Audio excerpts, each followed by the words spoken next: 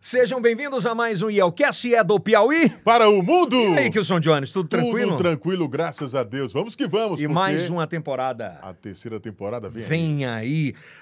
Primeiro dizer que você tá muito elegante. Heron, veste o homem atual. All black, né?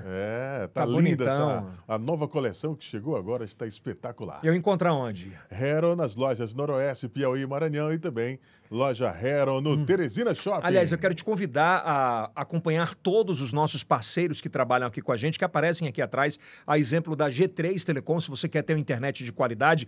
A estação IC, onde é gravado o IELCast, é o primeiro case de sucesso, um case de amostra da G3 Gamer, que é uma internet absolutamente rápida, com 1 GB de app e 1 GB de DAO, então é um negócio muito fora da curva. E todos os patrocinadores que aparecem aqui atrás, se você consome qualquer um desses produtos, por favor, né, consuma esses produtos, nos ajude, afinal de contas é quem paga a conta aqui. Dê essa moral, né? Lembrando que é o primeiro podcast em TV aberta para todo o Brasil, todos os sábados às 10h30 da noite, e também em todas as plataformas de áudio, Spotify, Amazon, enfim. E no TikTok a gente está muito feliz, nós somos o 4º maior do Brasil hoje, mais de 230 milhões de views, também no Kawaii, no Facebook, no YouTube, e seja bem-vindo à nossa audiência. E hoje a gente vai bater um papo com um cara que é muito bacana, tem uma história de vida muito legal. Saiu do interior do Piauí, quase morre por passar fome naquela época. É o filho mais novo de mais de 6 filhos. Tem uma história que é revolucionada pela educação, né? Através da educação se mudou completamente a sua realidade e a realidade de muita gente próximo. Hoje, nesse exato momento de 2023, é o presidente da Assembleia Legislativa. Ele nasceu em 19 de dezembro de 1966, é filho de Manuel Damião dos Santos e sua mãe, que é Joana. É o nome da minha mãe também, Joana. Joana Alves da Silva. O pai dele, ele trabalhava com agricultura e a mãe era zeladora. Uma salva de palmas para o Franzé Silva aqui hoje no IELCast. Demorou, mas você veio. Com muito prazer. É só encontrar uma agenda que eu sei da coisa boa que é conversar com você e com a sua equipe, Elton.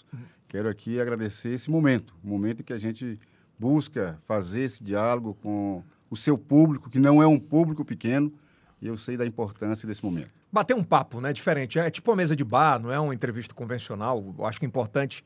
A gente tem muito pouco espaço de tempo nas mídias tradicionais para conversar 1 hora. Geralmente são conversas de 10, 12 minutos.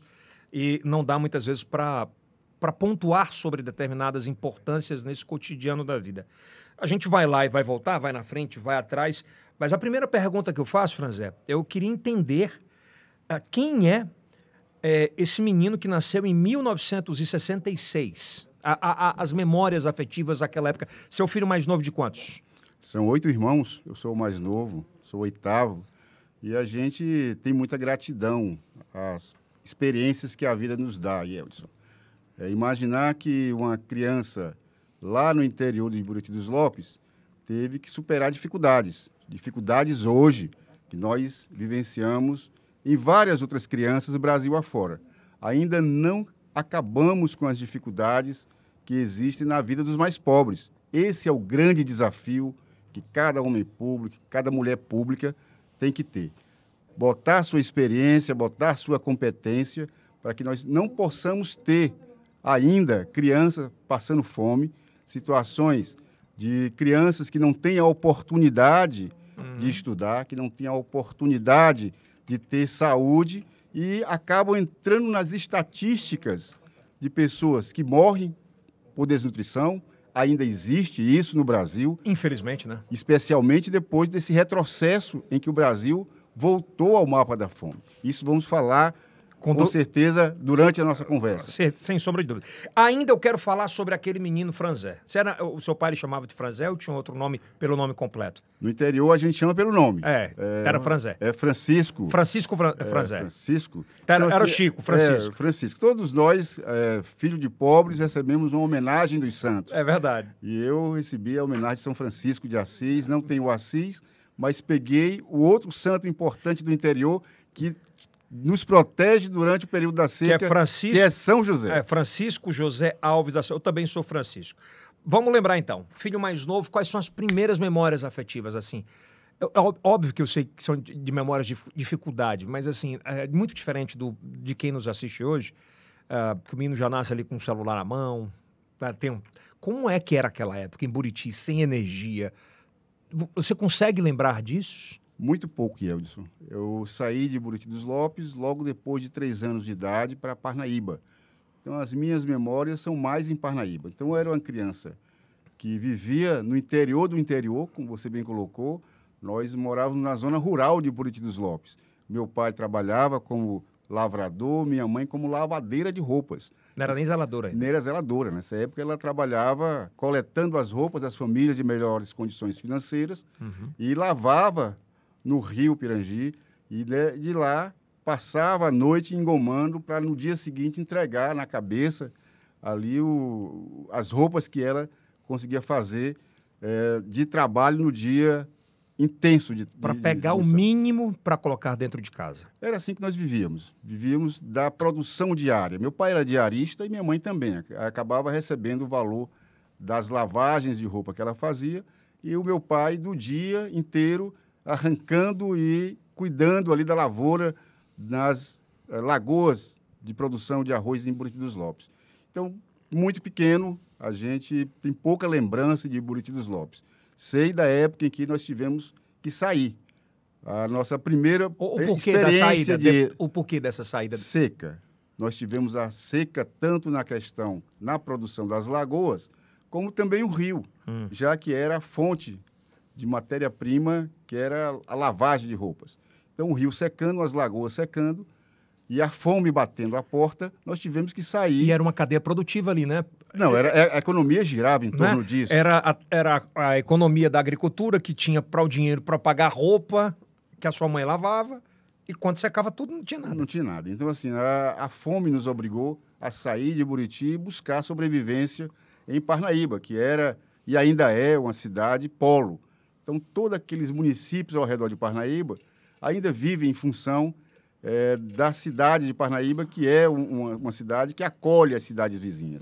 E nesse período, meu pai e minha mãe não tiveram outra opção, Yeldson, a não ser buscar sobrevivência para os 8 filhos em Parnaíba. Vocês tinham parentes lá?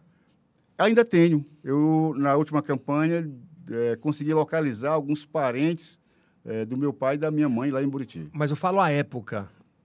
Não, alguém... o meu pai era de lá, minha mãe era de Parnaíba. Então, se conheceram, foram morar em Buriti dos Lopes. Então tinha um acolhimento lá. Por parte de pai. Então, família muito pobre, não tinha como um ajudar o outro. Buscavam ali, sempre estar buscando a sobrevivência mútua, mas cada um preocupado em manter os seus filhos vivos. 8 filhos, né? 8 filhos, uma família muito grande e sem estrutura para poder enfrentar uma diversidade de tempo que gerou ali a fome, não só dentro da minha casa, mas na casa de vários piauienses que moravam em Buriti, que moravam na região como um todo. E olha como é louco a gente falar sobre isso, quanto é importante, né? Essa proteção a crianças até 6 anos, né? Sobre alimentação, sobre educação, sobre cuidados de saúde, que hoje se prioriza muito em todo o Brasil, com essa nova gestão Lula. A gente fala sobre isso, que quase chegou a morrer por fome, né? Eu cheguei em Parnaíba com desnutrição extrema. Se eu não tivesse sido internado na Santa Casa de Misericórdia, recentemente eu estava dialogando com as Santas Casas, com as instituições sem fim lucrativo do Piauí, para fazer uma PEC. Eu quero fazer uma PEC para dar recursos para as instituições sem fins lucrativos. Porque quando o Estado não funciona, essas instituições prestam grandes serviços. Aqui no Piauí, nós temos que falar do São Marcos. São Marcos é uma instituição sem fim lucrativo que hoje tem um papel importante no combate, na recuperação de pessoas na área de oncologia. Então, lá em Parnaíba, a grande referência na área de saúde ainda é a Santa Casa de Misericórdia, mesmo com a existência do hospital hoje de Cio Arco Verde. E foi lá que eu escapei de entrar na estatística de morte por desnutrição. Passei cerca de 90 dias internado na Santa Casa para poder recuperar e ter esperança de vida. Você lembra de memória sobre isso? E o que sua mãe falava, quantos quilos você chegou? Não lembro. Eu acho que eu cheguei lá quase que morto, né? A fome estava muito forte. Então, de imediato, minha mãe já me levou para a Santa Casa, e foi na Santa Casa que eu fiquei 90 dias no soro, depois buscando alimentação de reforço alimentar, iguais a muitas crianças. Milhares. Não posso falar que foi só eu que fui salvo. Foram diversas crianças que tiveram o amparo da Santa Casa de Misericórdia para não entrarem dentro da estatística de morte. Aí depois de 90 dias você consegue, graças a Deus, se reerguer com a sua família. E esses 8 irmãos continuam como? Trabalhando. As minhas irmãs mais velhas como empregadas domésticas, os meus irmãos vendendo coisas no mercado, bolo, mingau, fazendo limpeza de terreno das pessoas que tinham um maior poder aquisitivo, capinando terrenos. E foi dessa forma que a gente sobreviveu até, novamente, a minha mãe, que foi sempre muito corajosa, tomar a decisão de que, para ter uma melhoria de vida, para poder encaminhar os filhos, que é uma coisa que a gente ouve muito das pessoas mais pobres, encaminhar os filhos. E nessa necessidade de encaminhar os filhos, nós entramos numa aventura de pegar o velho trem que sai de Parnaíba a São Luís. Minha mãe vendeu o que tinha, que era possível vender, uma bicicleta. Mas eu ainda, desculpa interromper, mas eu tenho que perguntar sobre isso. A gente saiu agora do Dia das Mães, né? E é muito bom pontuar sobre isso, né? Lá quem mandava mais ou quem era mais protetor era a mãe e o pai. Naquela época a gente não tinha cultura muito do eu te amo, o abraço, o beijo. Qual a imagem que você tem da sua mãe? A imagem de todas as mães, que parte muito na questão da coragem, Eudson. Então você pode ir em qualquer residência. Na hora em que a coisa aperta, quem resolve é a mãe. Ela tem o poder de tomar decisões na ameaça de ver seus filhos passarem necessidade. Proteger. Então, eu tenho andado aí, Piauí afora, nos interiores, durante a campanha, e faço questão de visitar algumas pessoas que eu vejo de um poder aquisitivo menor. E sempre paro, sento e converso. E na conversa você extrai. Quem manda mesmo é a mãe. É a mãe. A mãe é que tem capacidade de tomar decisões rápidas toda vez que precisa salvaguardar a família. Como era o filho mais novo? Era o xodó? Sempre foi o mais dengado. Essa é a palavra. Mais dengado. Mas o mais protegido? Mais protegido, mas sempre com um senso de responsabilidade muito grande. Não é o fato de ser o mais novo, mais protegido, que fugia a regra da educação da mãe e do pai. Então, quais eram os principais pilares do seu pai e da sua mãe naquela época? Primeiro, organização. Era? Tá? Quem é filho de pobre sabe que de manhã, quando acorda, ele vai ter que desarmar a rede, colocar no punho. Quem conhece bem essa história sabe como era no interior. Um filho da minha mãe e do meu pai que levantasse e deixasse a rede armada no meio da casa, podia ter certeza que ia ser chamado para uma conversa no pé de orelha. Então, assim, a gente aprendeu muito cedo a se organizar, a ter responsabilidade com si mesmo. Se ajudar mutuamente? Se ajudar mutuamente, e cada um tinha o seu papel dentro de casa. Então, aquele que não estava na rua trabalhando, tinha que limpar a casa, limpar o terreiro, juntar ali o lixo, fazer a limpeza dos pratos, ajudar a cozinhar, levantar a possibilidade de pegar lenha para fazer o fogo. A sua função qual era nessa época? Eu, como era o mais novo, eu tinha um papel mais leve. Ou eu estava varrendo o terreiro, ou eu estava, depois do almoço, lavando as louças. Mas sempre com uma tarefa muito clara. Cada um determinado. Muito claro, tinha ali a sua função. E eram muitos pratos? 8. Eram 8 com o pai e da mãe, sem contar com os panelas. Fora quando vinha a turma, que o pai e a mãe traz, né? Sempre tem um pedacinho para lá, para cá de comida. Os parentes. Para os parentes que chegam. Desses 8 irmãos, todos continuam vivos? Graças a Deus, todos continuam vivos. E hoje a gente tem dificuldade, porque morando em outros estados, uma parte está morando em Fortaleza, outras aqui, mas mesmo os que moram aqui a gente tem dificuldade de encontrar. Pela agenda, né, de cada um. E hoje eu estava falando com minha esposa esse final de semana, né? Ela disse, nós temos uma missão nas férias do meio do ano, juntar todo mundo para poder fazer aquela confraternização familiar. Porque a gente acaba, Yeltsin, nessa dinâmica do dia a dia, e eu acabei sendo absorvido como um homem público por uma agenda muito... E desde 2000 Desde 2003 É, eu estou 2003. nessa loucura. Mas a gente não deixa de ter esse momento de aglutinar os irmãos, as cunhadas, cunhados, os sobrinhos, para poder fazer essa grande confraternização familiar. Ainda falando sobre a infância, o que é muito importante, e muita gente se pergunta como é que crianças que nascem em famílias de analfabetos, né, que não tiveram oportunidade de estudar, e onde é que a educação consegue virar na vida dessas pessoas, né? Aí, quando você chegou em Parnaíba, quase morreu com 5, daqui a pouco está com 8 ajudando em casa, com mais 8 irmãos para cima, um pai zelador, a mãe diarista. Onde é que teve tempo nisso tudo para essa família entender que o ponto da educação era o divisor, era a única coisa que podia modificar a realidade de vocês ali? Eu acho que a questão da vivência de quem é analfabeto. Então, meu pai e minha mãe eram analfabetos e sabiam da limitação que ele tinha. Então, ele olhava ao redor, via os vizinhos com a capacidade financeira de melhor criar os seus filhos, e eu acho que eles traziam para si essa responsabilidade. Não querer que os filhos tivessem a mesma situação e o mesmo destino deles.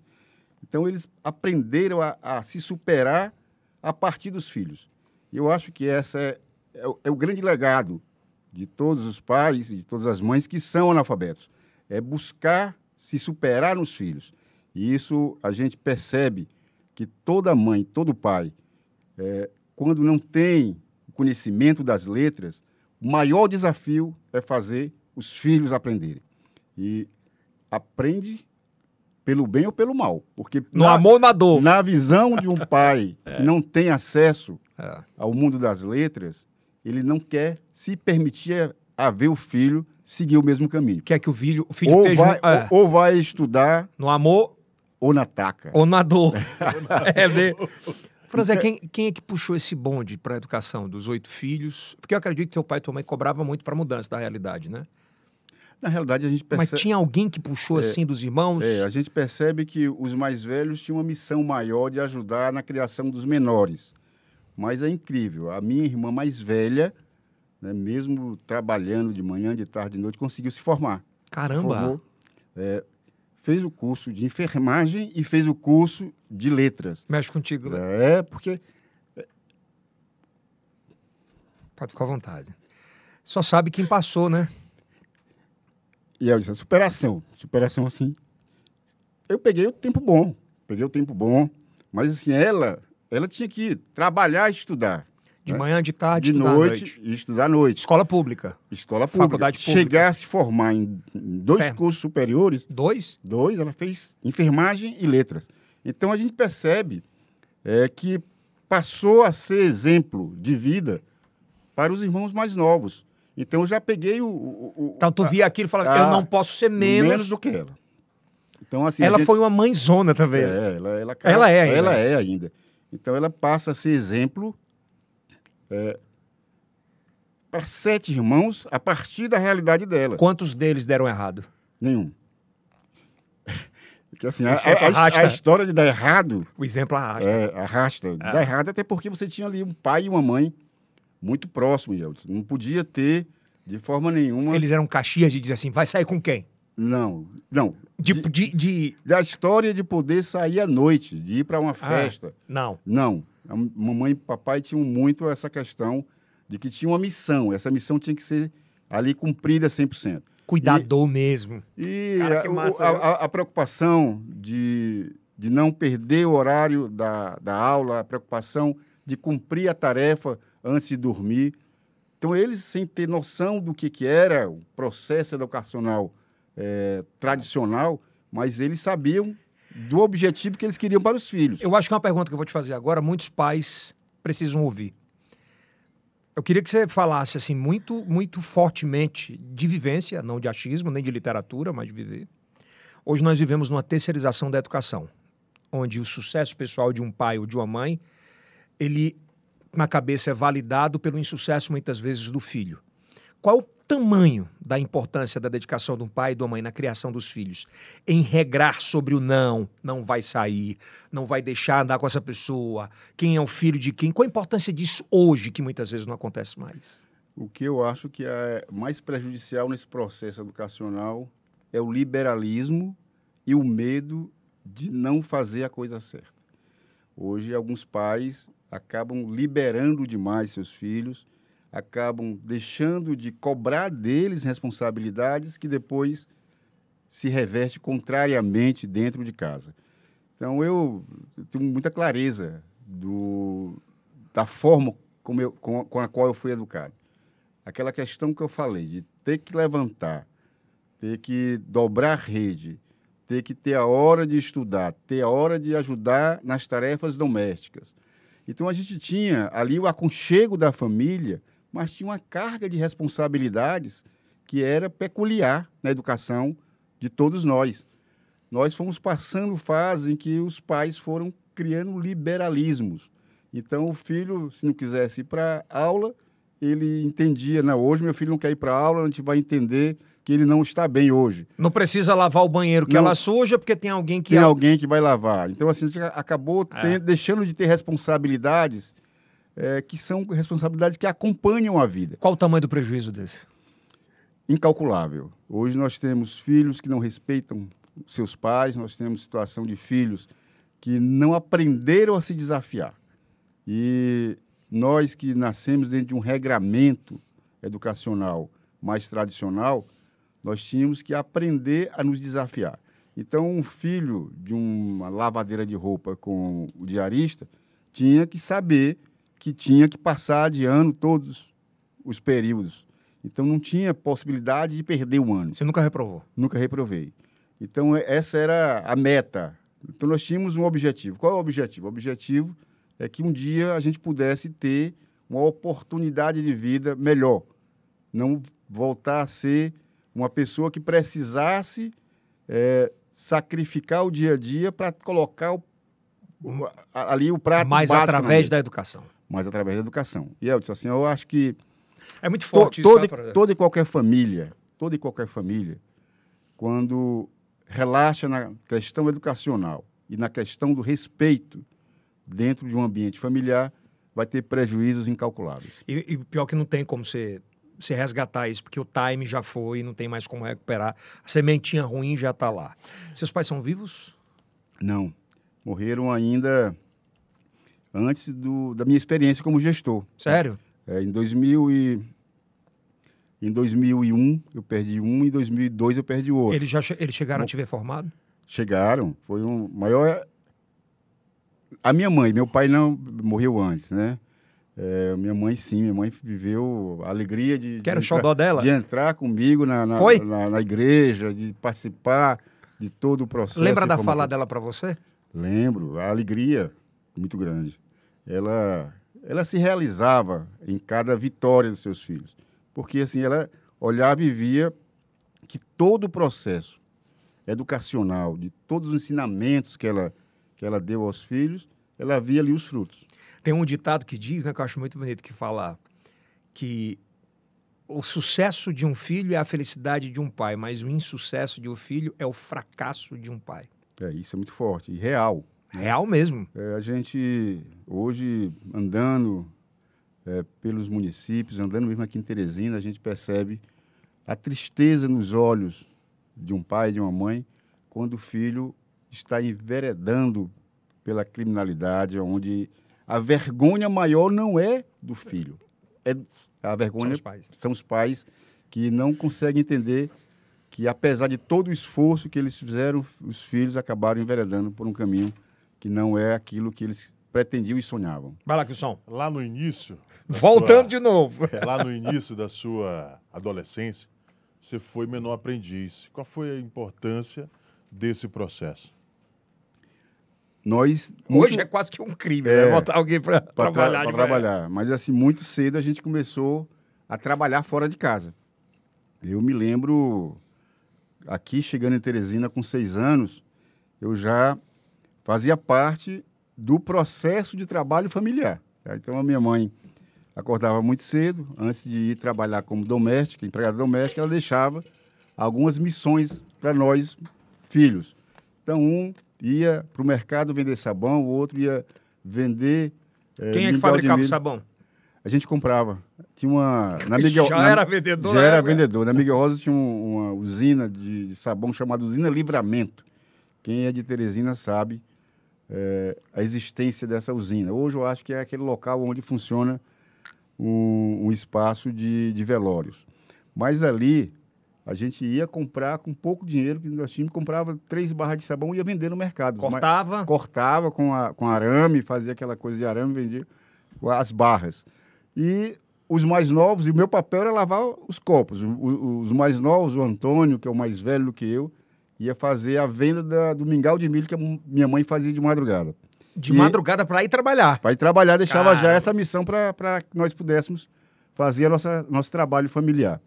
E o meu trabalho era lavar os copos. Então, a gente levava 2 baldes, um balde para fazer a primeira limpeza, a segunda limpeza, para poder servir aos clientes dentro desse mingau que era fabricado pela minha mãe de madrugada. Então, esse processo, ele foi contínuo. Terminou essa questão de vender coisas no mercado, apareceu a oportunidade de ser menor aprendiz da SASC. E eu Já era já, um projeto público. eu já né? com 12 anos de idade, já estava trabalhando, Já tinha saído de Parnaíba. já estava aqui em Teresina. E eu passei por lá também, né? Passou, Você passou legal? por lá? Passei. Era uma farda, era um macacão marrom que a gente usava e passava de 7h30 a 12h30 trabalhando, fazendo recados dentro das repartições públicas. Esse foi o meu primeiro trabalho formal aqui em Teresina. Quanto tempo você passou lá? Passei uns 3 anos, porque até os 15 anos encerrava esse estágio e você era desligado. Mas eu me desliguei antes, porque a gente focou mais no estudo, a minha mãe achava que estava atrapalhando, e ela me tirou desse trabalho de menor aprendiz para que eu pudesse me dedicar melhor ao estudo. A pergunta para a meninada aprender, do dinheiro que você recebia, você ficava com quanto e dava quanto para a mãe? Ficava tudo com a mãe que dava alguma coisa para gente. Hoje em dia, meu amigo, menino recebeu... A cultura nossa mais antiga era de Entregar tudo. chegar e fazer um aporte, né, Oi, mãe? E o orgulho era de dizer assim, estou contribuindo para uma feira, estou contribuindo para uma mistura, estou contribuindo... E hoje é o eu, né?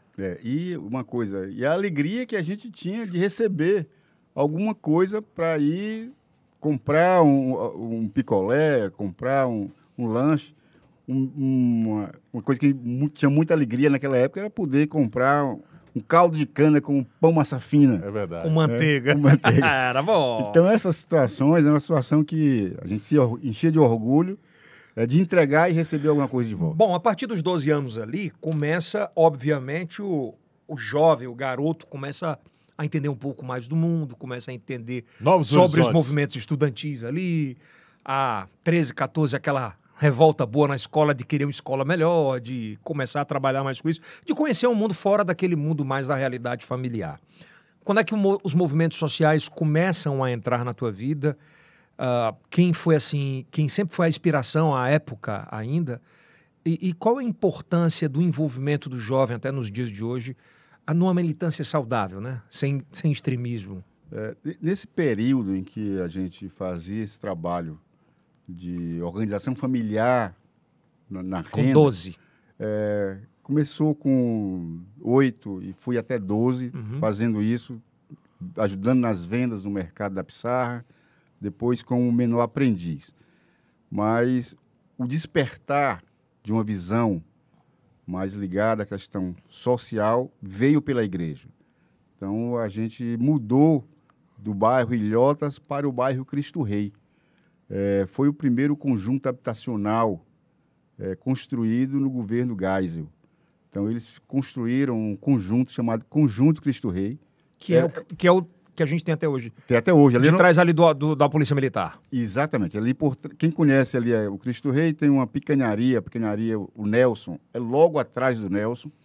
Ali foi um protótipo de conjunto habitacional, eu acho que foi o primeiro conjunto habitacional construído no molde do sistema financeiro da habitação. Era um conjunto construído com Adobe, Tanto é que esse conjunto, depois recebeu o nome de Conjunto Picolé, porque a cada grande chuva, uma parte das casas caíam por conta do adobe.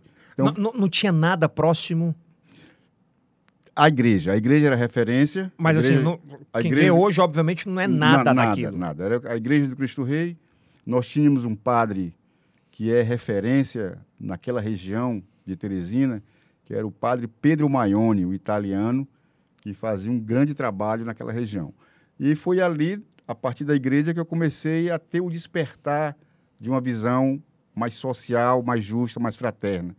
E fui formado nesse movimento de igreja com esse padre, numa época em que a igreja estava começando a despertar para as grandes causas sociais, especialmente com a formação das pastorais, mas especialmente com as comunidades eclesiais de base.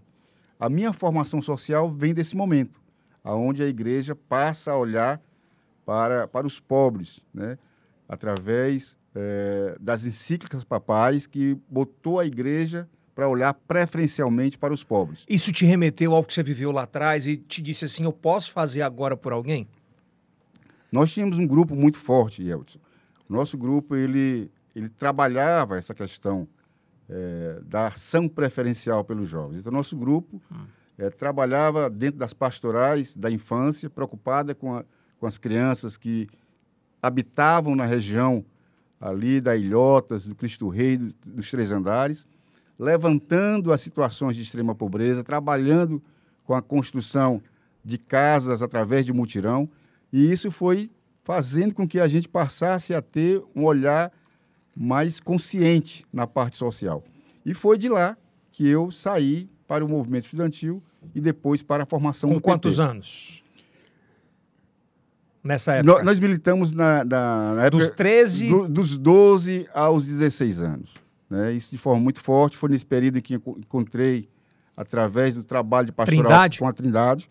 Ela militava na região norte da cidade, nós militávamos na região sul, e acabamos criando uma pastoral.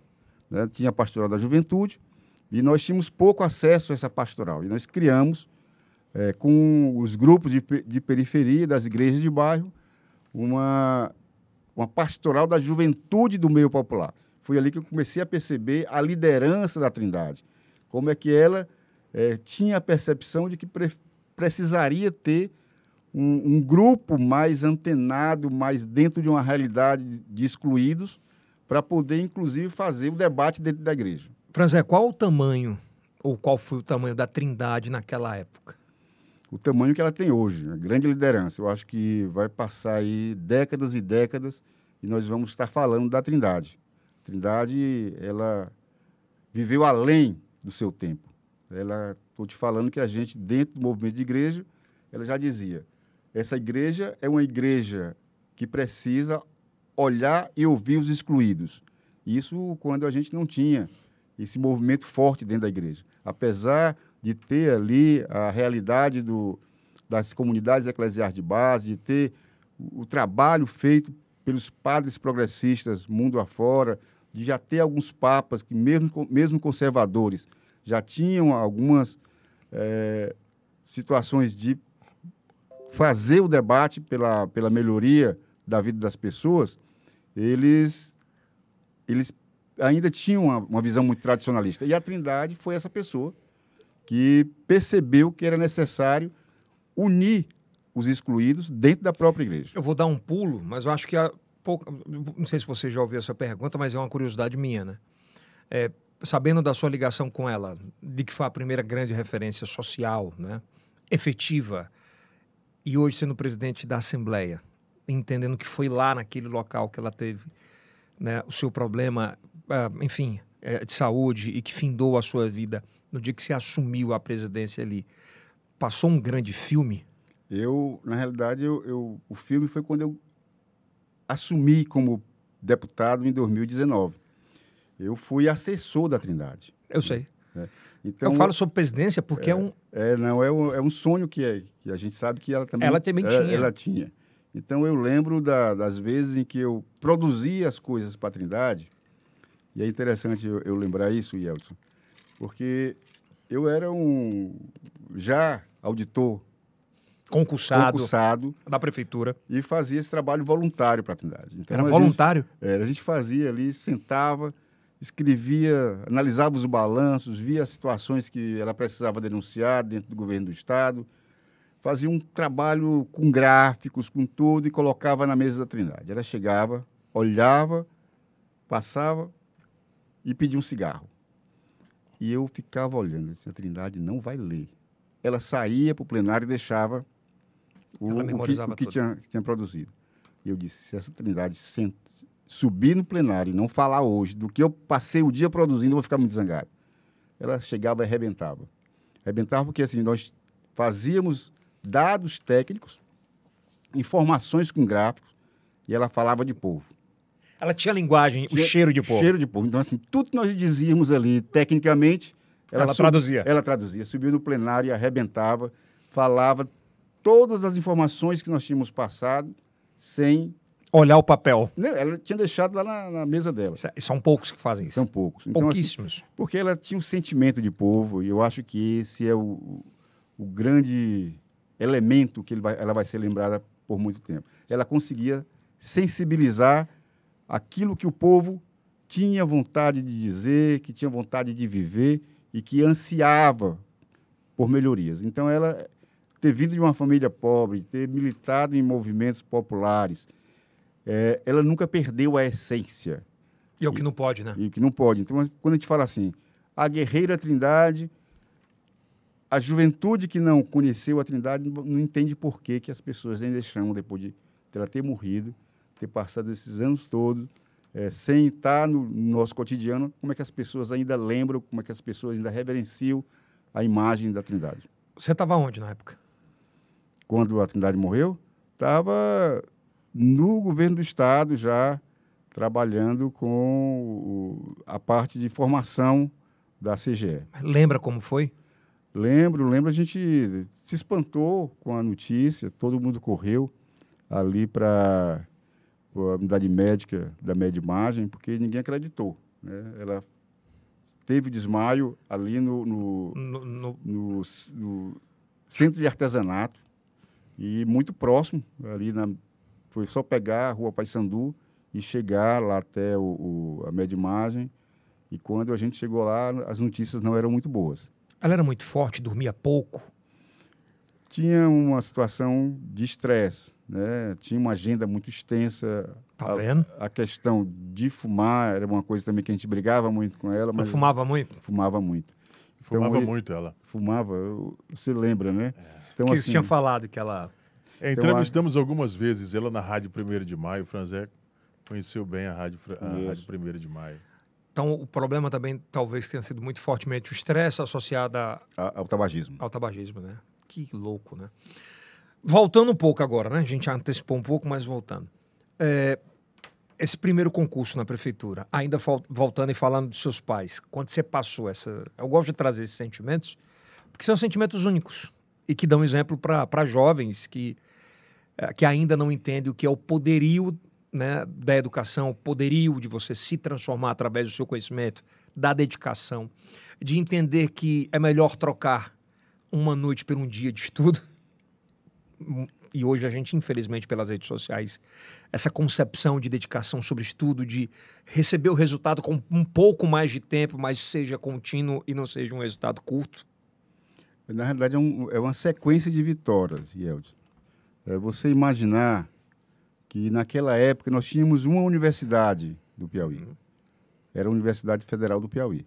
Só existia ela, depois foi criada uma particular, mas a porta de entrada do ensino superior era a Federal do Piauí. E eu lembro que na hora de fazer o vestibular, foi a primeira grande vitória da minha vida, tá? Porque ali foi um divisor de águas. Você se formar dentro de uma universidade que era uma peneira. Total, né? Pouco central. Você tinha 80% de alunos de escola particular que passavam, muitas vezes, e você tinha 20%, 25% de escola pública. Exatamente. Eu lembro que eu passei com 17 anos de idade, a minha turma, né? A Siri. A minha turma de 30 alunos, tinha 6 oriundos de escola pública. Tá O restante era diocesano, 20%. era colégio das irmãs, eram os colégios particulares que aprovavam na época, Colégio Andréas, Colégio Cursão, e somente nós ali, 6 alunos de escola pública. Filho de zelador. E isso, entrando, foi a primeira peneira, grande desafio. E eu costumo dizer, eu acho que quando eu defendo a escola pública é porque eu vim de lá, né? Então, o grande papel que nós temos enquanto gestor é defender a escola pública. Essa desculpa de, a escola pública não presta, depende muito do aluno também. Mas também Óbvio, a qualidade e a valorização da escola, dos professores. Nós não podemos, de forma nenhuma, isentá-los, né? fugirmos do reconhecimento das pessoas que trabalham dentro do sistema público. Acho que você entendeu. Mas depende do aluno querer. Ele pode ter uma estrutura maravilhosa e se ele não quiser... Eu costumo dizer que eu tenho uma dívida muito grande com a escola pública, porque você imagina que professores que eram mal remunerados, as pessoas que trabalhavam como secretários, zeladoras, também mal remunerados, com salários atrasados, nunca deixaram de cumprir a sua missão. Então, assim, a escola pública, mesmo em momentos difíceis, ela cumpriu o seu papel social. E aí o reconhecimento de todo um grupo, não é uma situação isolada. Você vê que a evolução da escola pública se deu em momentos de pessoas que sofriam dentro da escola. Pra você ter ideia, aqui no Estado, essa regularização sobre salários em dia partiu através de um trabalho que o Franzé fez à época. Isso. Que a gente tinha essa história da tabela, que não sabia quando... Foi uma das coisas primeiro que nós nos orgulhamos enquanto gestor, gestão do governador Wellington. Nós chegamos, eu e o Antônio Neto na Fazenda, nós tínhamos 3 meses de salários atrasados. Vindo do governo do Hugo Napoleão. Né, que tinha herdado do governo Monsanto. Então nós tínhamos ali uma situação vergonhosa, vexatória, em relação à valorização dos servidores públicos. Quando tu vê hoje o Monsanto falar mal do PT, que o PT não presta... Eu compreendo cada Fala. ator que existe hoje no mundo da política. Eu respeito todo mundo, mas eu tenho muito orgulho do que nós fizemos nesse Estado. Então, passar dentro da peneira da universidade, me formar em ciências contábeis, numa escola pública que é a universidade. Te credencia muita coisa. Depois, ter o desafio de entrar numa outra peneira, que é o concurso público. Eu fui concurseiro. Então, assim... Passou em quantos, Franzé? Pensou Tentou para quê, né, na verdade? Eu comecei, o meu primeiro concurso, eu passei no Banco Regional de Brasília. Putz. Né? Estava cursando o meu primeiro ano de Ciências Contábeis e já surgiu ali a ideia de fazer o concurso e fui em Brasília fazer. Fui aprovado, não aguentei ficar 3 meses e voltei. Retornou, né? Retornei. Voltei para minha casa... não dava. Abri mão do concurso. Aqui depois... um candango pegou. Eu passei aqui no concurso de auditor. Talvez tenha sido um piauiense, que é a maior comunidade de piauienses no Brasil é lá em Brasília. Né? Aí passei no concurso de auditor da Prefeitura de Teresina. Tinha um sonho, Yeltsin. Eu tinha um sonho de ser auditor a nível municipal, auditor a nível estadual e auditor a nível federal. Então, quando eu passei aqui, logo 3 anos depois, eu passei no concurso de auditor fiscal da Paraíba. Então, eu realizei o segundo sonho, que era ser auditor tributário a nível estadual. E o terceiro passo, que seria ser auditor fiscal a nível federal, não deu por conta da política. Mas a minha ideia era ser auditor nos 3 níveis e me aposentar depois e virar consultor de empresa. Não deu. Não deu. E eu pedi música no Fantástico no terceiro, né? Mas realizou o sonho. Realizei. E eu acho que o sonho maior de ter frustrado essa terceira etapa de auditor fiscal a nível federal foi a contribuição que eu dei ao meu Estado. Que parte dessa história, né? Falei aqui da história da vergonha que era os servidores públicos do Estado ter que aguardar uma manchete de jornal para saber o dia que ia receber salários. E isso com 2 meses de atraso, mais o 13º. E nós, em 2 anos, conseguimos tirar esse atraso, publicar a primeira Como é que foi esse tabela trabalho? anual de pagamento. Porque falar é muito fácil. Quanto tempo de dedicação sobre isso? 2 anos, 2 anos. Nós fizemos um trabalho de muita... Técnico mesmo, né? E planejamento, Yeltsin. Não se vive sem planejamento. Eu estava aqui há pouco vendo essa estrutura que você montou, não foi à toa, é com planejamento. Então, nós chegamos no estado do Piauí para administrar a parte financeira com o Antônio Neto com um endividamento fora do comum. Então, a despesa, a dívida do estado era 1,5 vezes a receita. Costumo dizer nas minhas conversas que faço pelo Piauí afora, é como um pai de família que recebe o salário mínimo e quando ele junta os talões de água, luz, a conta do mercadinho, a farmácia, dá 1,5 vezes o que ele ganha. Então, ele vai estar sempre endividado. Era o Piauí. Por isso que o Piauí era o estado mais pobre da federação e sempre foi. E nós passamos ali, durante 2 anos, a fazer um trabalho de melhoria das receitas e organização da despesa. Se cobrava mal e se gastava muito. Dentro de um descompasso. Total, né? Isso fazia com que o Piauí não tivesse escola de ensino médio nos municípios. Nós tínhamos apenas nos municípios que eram municípios, né?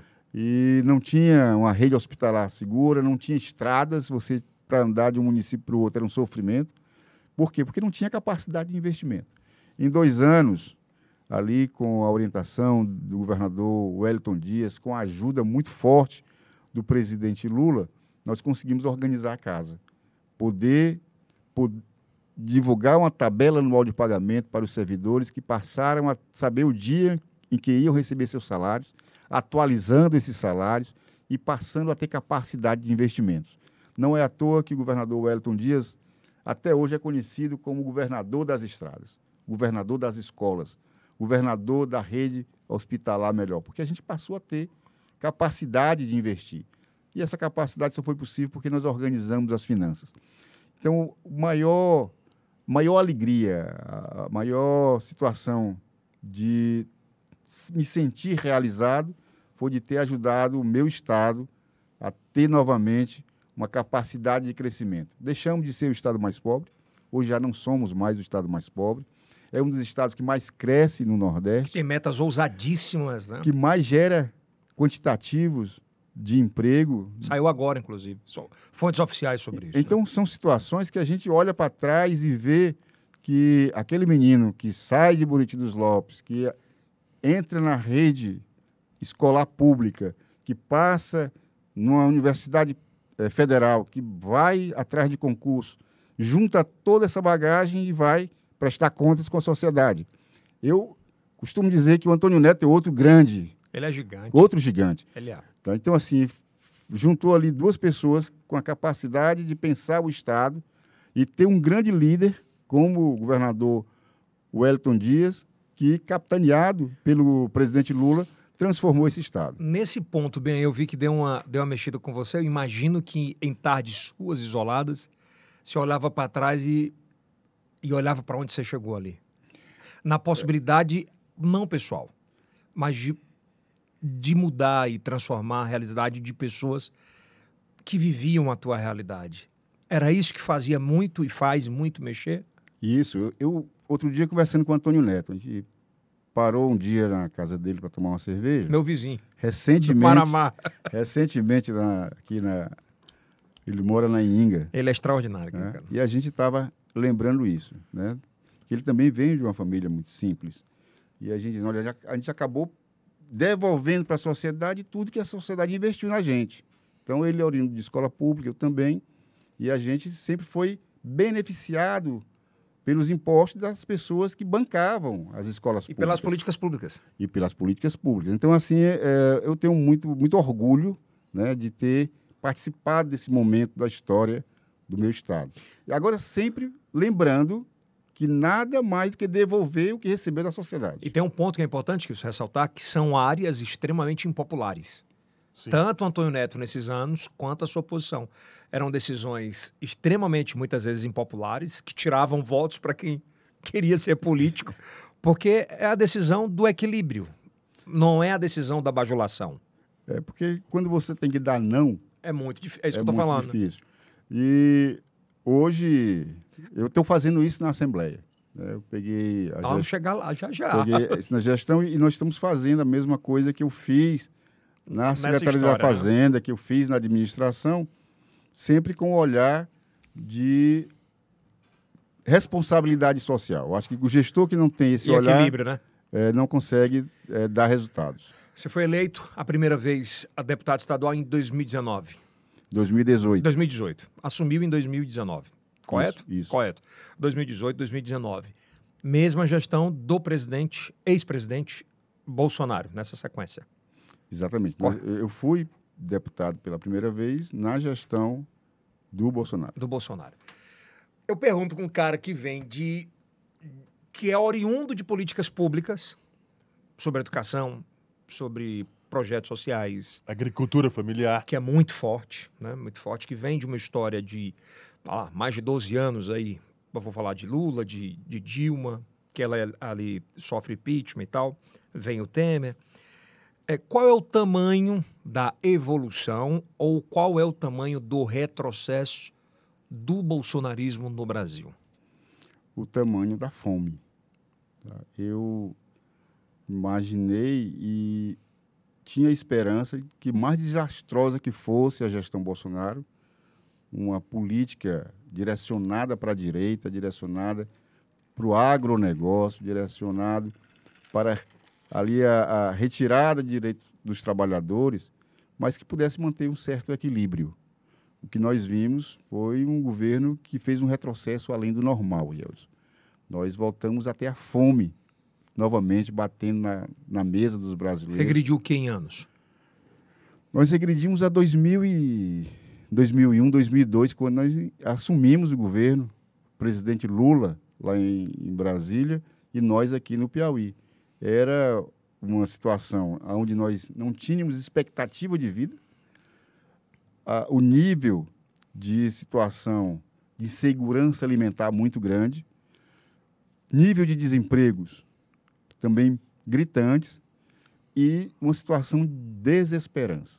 Eu costumo dizer que o maior prejuízo, além das mortes que ele causou ao negar a ciência, foi tirar a esperança dos brasileiros.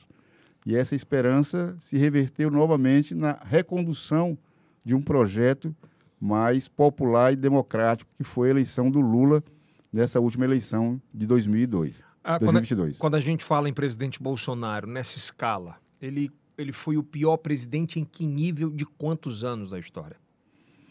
Eu acho que o pior presidente da história do Brasil. Você for imaginar, mesmo no período da ditadura militar, se você tirar a parte ali do período em que houve a fase mais rígida... 64. Com a questão mesmo do cerceamento de liberdades. Ele foi pior do que ele lá? Só contar a quantidade de pessoas que morreram. Soma quantas pessoas morreram nos paus de araras e nos choques elétricos, são a quantidade de pessoas que morreram por conta da pandemia, pela irresponsabilidade do presidente Bolsonaro. Então, ele consegue ser pior do que todos os governos militares. Mas o Ciro, que é senador pelo Piauí, ele falou aqui essa semana, ele disse, não, quem comprou todas as vacinas foi o Bolsonaro. Pressionado pela sociedade brasileira. Porque se não tivesse havido uma grande mobilização da sociedade brasileira, tanto é que ele não se vacinou. É o maior argumento vai por terra quando ele próprio não se vacinou. Então, ele não acreditava na vacina e só comprou pela pressão popular, pela pressão política que se estabeleceu nesse país. Quando fala assim, foi o Bolsonaro ou foi o Brasil que comprou? Foi o Brasil pressionando um governo que era negacionista até hoje, porque ele disse que não tomou e não vai tomar. Então, ele é responsável pelas mortes. Eu acredito que a ONU, uma hora, o Tribunal da ONU vai puxar essa responsabilidade da quantidade de pessoas que morreram nesse país pelo negacionismo de um presidente. Agora a pergunta de $100. 100? Pode ser de 3,8 bilhões de reais. Pode ser.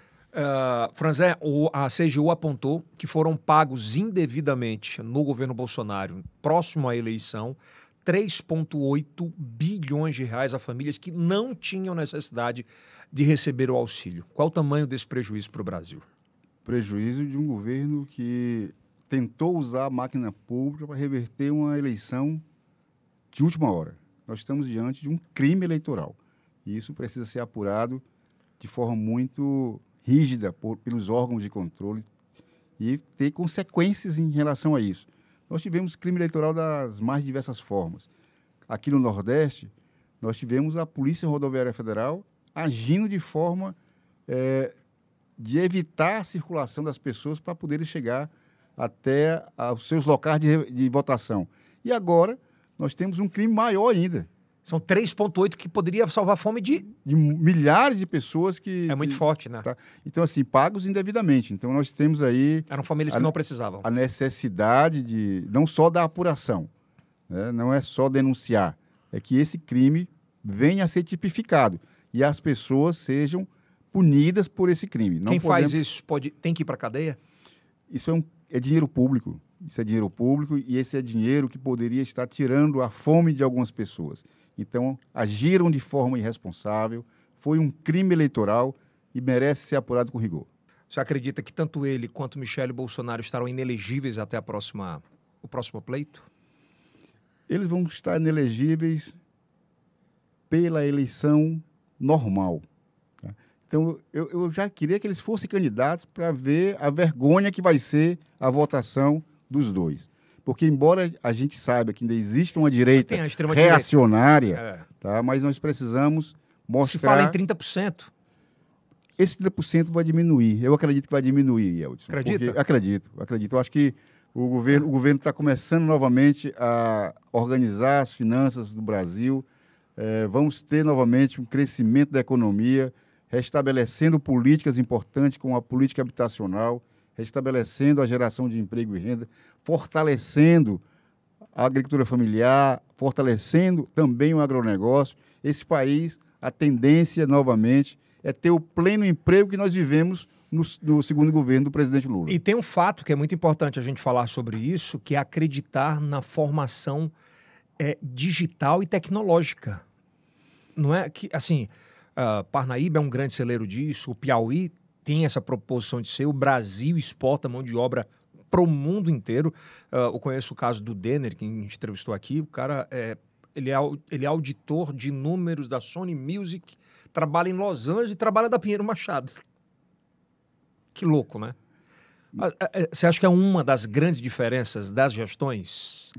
Eu tenho debatido isso nessas esferas, tanto a elementar quanto a esfera do ensino mais de ponta. Uhum. Nós não podemos, de forma nenhuma, deixar ninguém para trás. Então, quando eu falo que nós precisamos superar a questão da fome no Brasil, é porque ainda existem crianças que estão fora da rede escolar, que não têm creche, porque o governo federal anterior não investiu em creche. Mas também nós temos situações de crianças que hoje estão na rua pedindo Aumentou? Dinheiro para comer. Tá? Então, aumentou isso? Aumentou. Nós precisamos resgatar essas crianças para a rede escolar. Precisamos colocar a nossa primeira infância nas creches. Mas também não podemos esquecer que nós temos uma educação de ponta hoje. Eu tenho uma situação dentro de casa, Eldson. O meu filho, quando foi fazer vestibular, ele fez e passou em várias universidades. E eu dizia, ô Ítalo, por que você não escolhe aqui a Federal, que é bem referenciada, vá para Fortaleza, vá para... E ele disse, não, eu vou para a Unicamp. Mas a Unicamp São Paulo, não, para Campinas, para São Carlos. E eu disse, mas filho, por que São Carlos? Não, filho, pai, porque eu quero ir fazer mecatrônica no Japão. Eu disse, mas filho, você tem Brasil Sem Fronteiras, você escolhe qualquer país depois para ir. Ele disse, e quem lhe disse que esse governo vai manter o Brasil Sem Fronteiras? Isso logo no início do governo. Isso lá atrás. Lá atrás, no governo Bolsonaro. Caraca! E eu fiquei, mas filho, tá bom, então você quer ir para São Carlos? Quero ir para São Carlos. Pois vá, para São Carlos. Universidade pública você faz lá em São Carlos. Pouco tempo depois, o Bolsonaro acabou com o Brasil Sem Fronteiras. E ele foi, depois, para o Japão, passou um ano lá, numa bolsa da universidade, na USP de São Carlos, com a universidade japonesa. Pô, que história, hein? Quer dizer, então, assim, você imagina que, iguais a esse menino, iguais ao Ítalo, tem milhares de meninos com capacidade muito grande nessa área da tecnologia. E eu acredito que nós temos que incentivar também, Elton. Eu acho que o estudo de ponta vai, inclusive, puxar esses meninos que estão entrando lá na fase inicial do ensino infantil, dentro das creches, como modelo. E eu acho que a educação brasileira ela vai sempre evoluir através de modelos. Eu soube essa semana, inclusive, que na escola do Legislativo você pretende muito trabalhar para os filhos dos servidores da Assembleia a oportunidade de entrar nesse mundo de tecnologia gratuitamente, pelo menos os primeiros passos, né? Nós temos lá uma orientação da escola do Legislativo, primeiro qualificar os nossos servidores e ter um olhar especial sobre os filhos dos servidores. E nessa o que você vivenciou, né? Nessa parte de tecnologia nós queremos trabalhar primeiramente os filhos dos servidores, mas depois abrir para a comunidade. Muito bom, né? Através de ensino à distância, para que a gente possa chegar em qualquer município. Hoje se consegue muito melhor, levando esse conhecimento básico, mas também o ensino de alta solução, principalmente na área da tecnologia. Presidente Franzé, nós tivemos no dia 8 de janeiro os atos antidemocráticos em Brasília. Passando esse momento, as instituições brasileiras estão fortalecidas? Nós não podemos negligenciar do fortalecimento da nossa democracia. Eu tenho dito isso de forma reiterada em cada momento de debate que passa pelos atos antidemocráticos. Nós ainda temos uma direita muito forte. Aqui se fala em 20%, 30% hoje, ainda de uma... 33% se fala, né? A fiel a essa extrema-direita. Mas a extrema-direita ela vai se diluindo à medida que a gente mostrar políticas públicas que incluam novamente pessoas que hoje ficaram fora. Por incrível que pareça, nós temos, dentro desses 33%, pessoas de baixa renda, que estão hoje defendendo a extrema-direita. Na hora que essas pessoas passarem a serem incluídas novamente, é verdade. Nós vamos diminuir esse percentual. É que tem uma faixa etária muito específica, né? Acima dos 50 anos de idade. Exatamente. E esse público acaba influenciando também, dentro de casa, os filhos. Então, a lógica que a gente tem é que vencer a extrema-direita só tem um caminho, a inclusão. E a inclusão passa por diversos campos, desde o campo educacional, o campo da saúde, o campo da educação, o campo da oportunidade da geração de emprego e renda. E essa mudança parte, por exemplo, o cara que é de extrema-direita tem um filho que tem a oportunidade de fazer uma bolsa fora do país, pago pelo governo federal. Isso pode virar a cabeça do pai, da mãe? Eu acho que muda a cabeça do menino. Que muda a cabeça... Eu acho que tem uma influência em casa. Influência grande. Eu acho que a juventude, eu acredito muito na juventude brasileira e na juventude do Piauí. Eu acredito que as transformações vêm pela juventude. Eu falo da minha experiência. Né? Quer dizer, o momento de formação dentro da igreja, depois dentro do Partido dos Trabalhadores, e o compromisso social que eu passei a ter e trabalhar para ver o meu estado evoluir, passa por essa formação que eu tive na juventude. E eu acredito que a nossa juventude está cada vez mais antenada, crítica, e tem que ser crítica. Você se zanga quando você recebe crítica no Instagram, lá no TikTok? Não, de vez em quando algum político olha para mim e diz: olha, você é igual aos outros. Todo político é ladrão, todo político é corrupto. Essa é uma imagem que nós, políticos, não podemos nos melindrar. Pelo contrário, nós temos que fazer o convencimento de dizer: me dá uma oportunidade. Vamos conversar sobre isso. Vamos analisar. Debater, né? Debater. Me dá a oportunidade de te mostrar que é possível fazer política diferente. Na hora que você não contesta o fato de ser chamado de corrupto, de ladrão, você dá a oportunidade do jovem questionar. E a juventude, ela é muito crítica, Yeltsin. Nós precisamos entender que essa situação da juventude é quase que um pedido de socorro. Me mostra aí um caminho diferente do Me caminho. provar o contrário. Me prove o contrário. Então, a nossa missão, enquanto político, é de recepcionar a crítica, dialogar com a juventude e dizer, vem para a política também. Nós vamos fazer agora, Yeltsin, o Parlamento Jovem. Já estou em entendimento com a Secretaria de Educação do Estado do Piauí e nós vamos fazer, dentro das escolas públicas, já o primeiro grande debate sobre política. Eles vão discutir na escola políticas públicas e vão eleger dentro da escola um deputado jovem. Esse deputado vai vir do interior, a Assembleia vai bancar a hospedagem, vai bancar a alimentação, vai bancar o vestuário desse menino, dessa menina.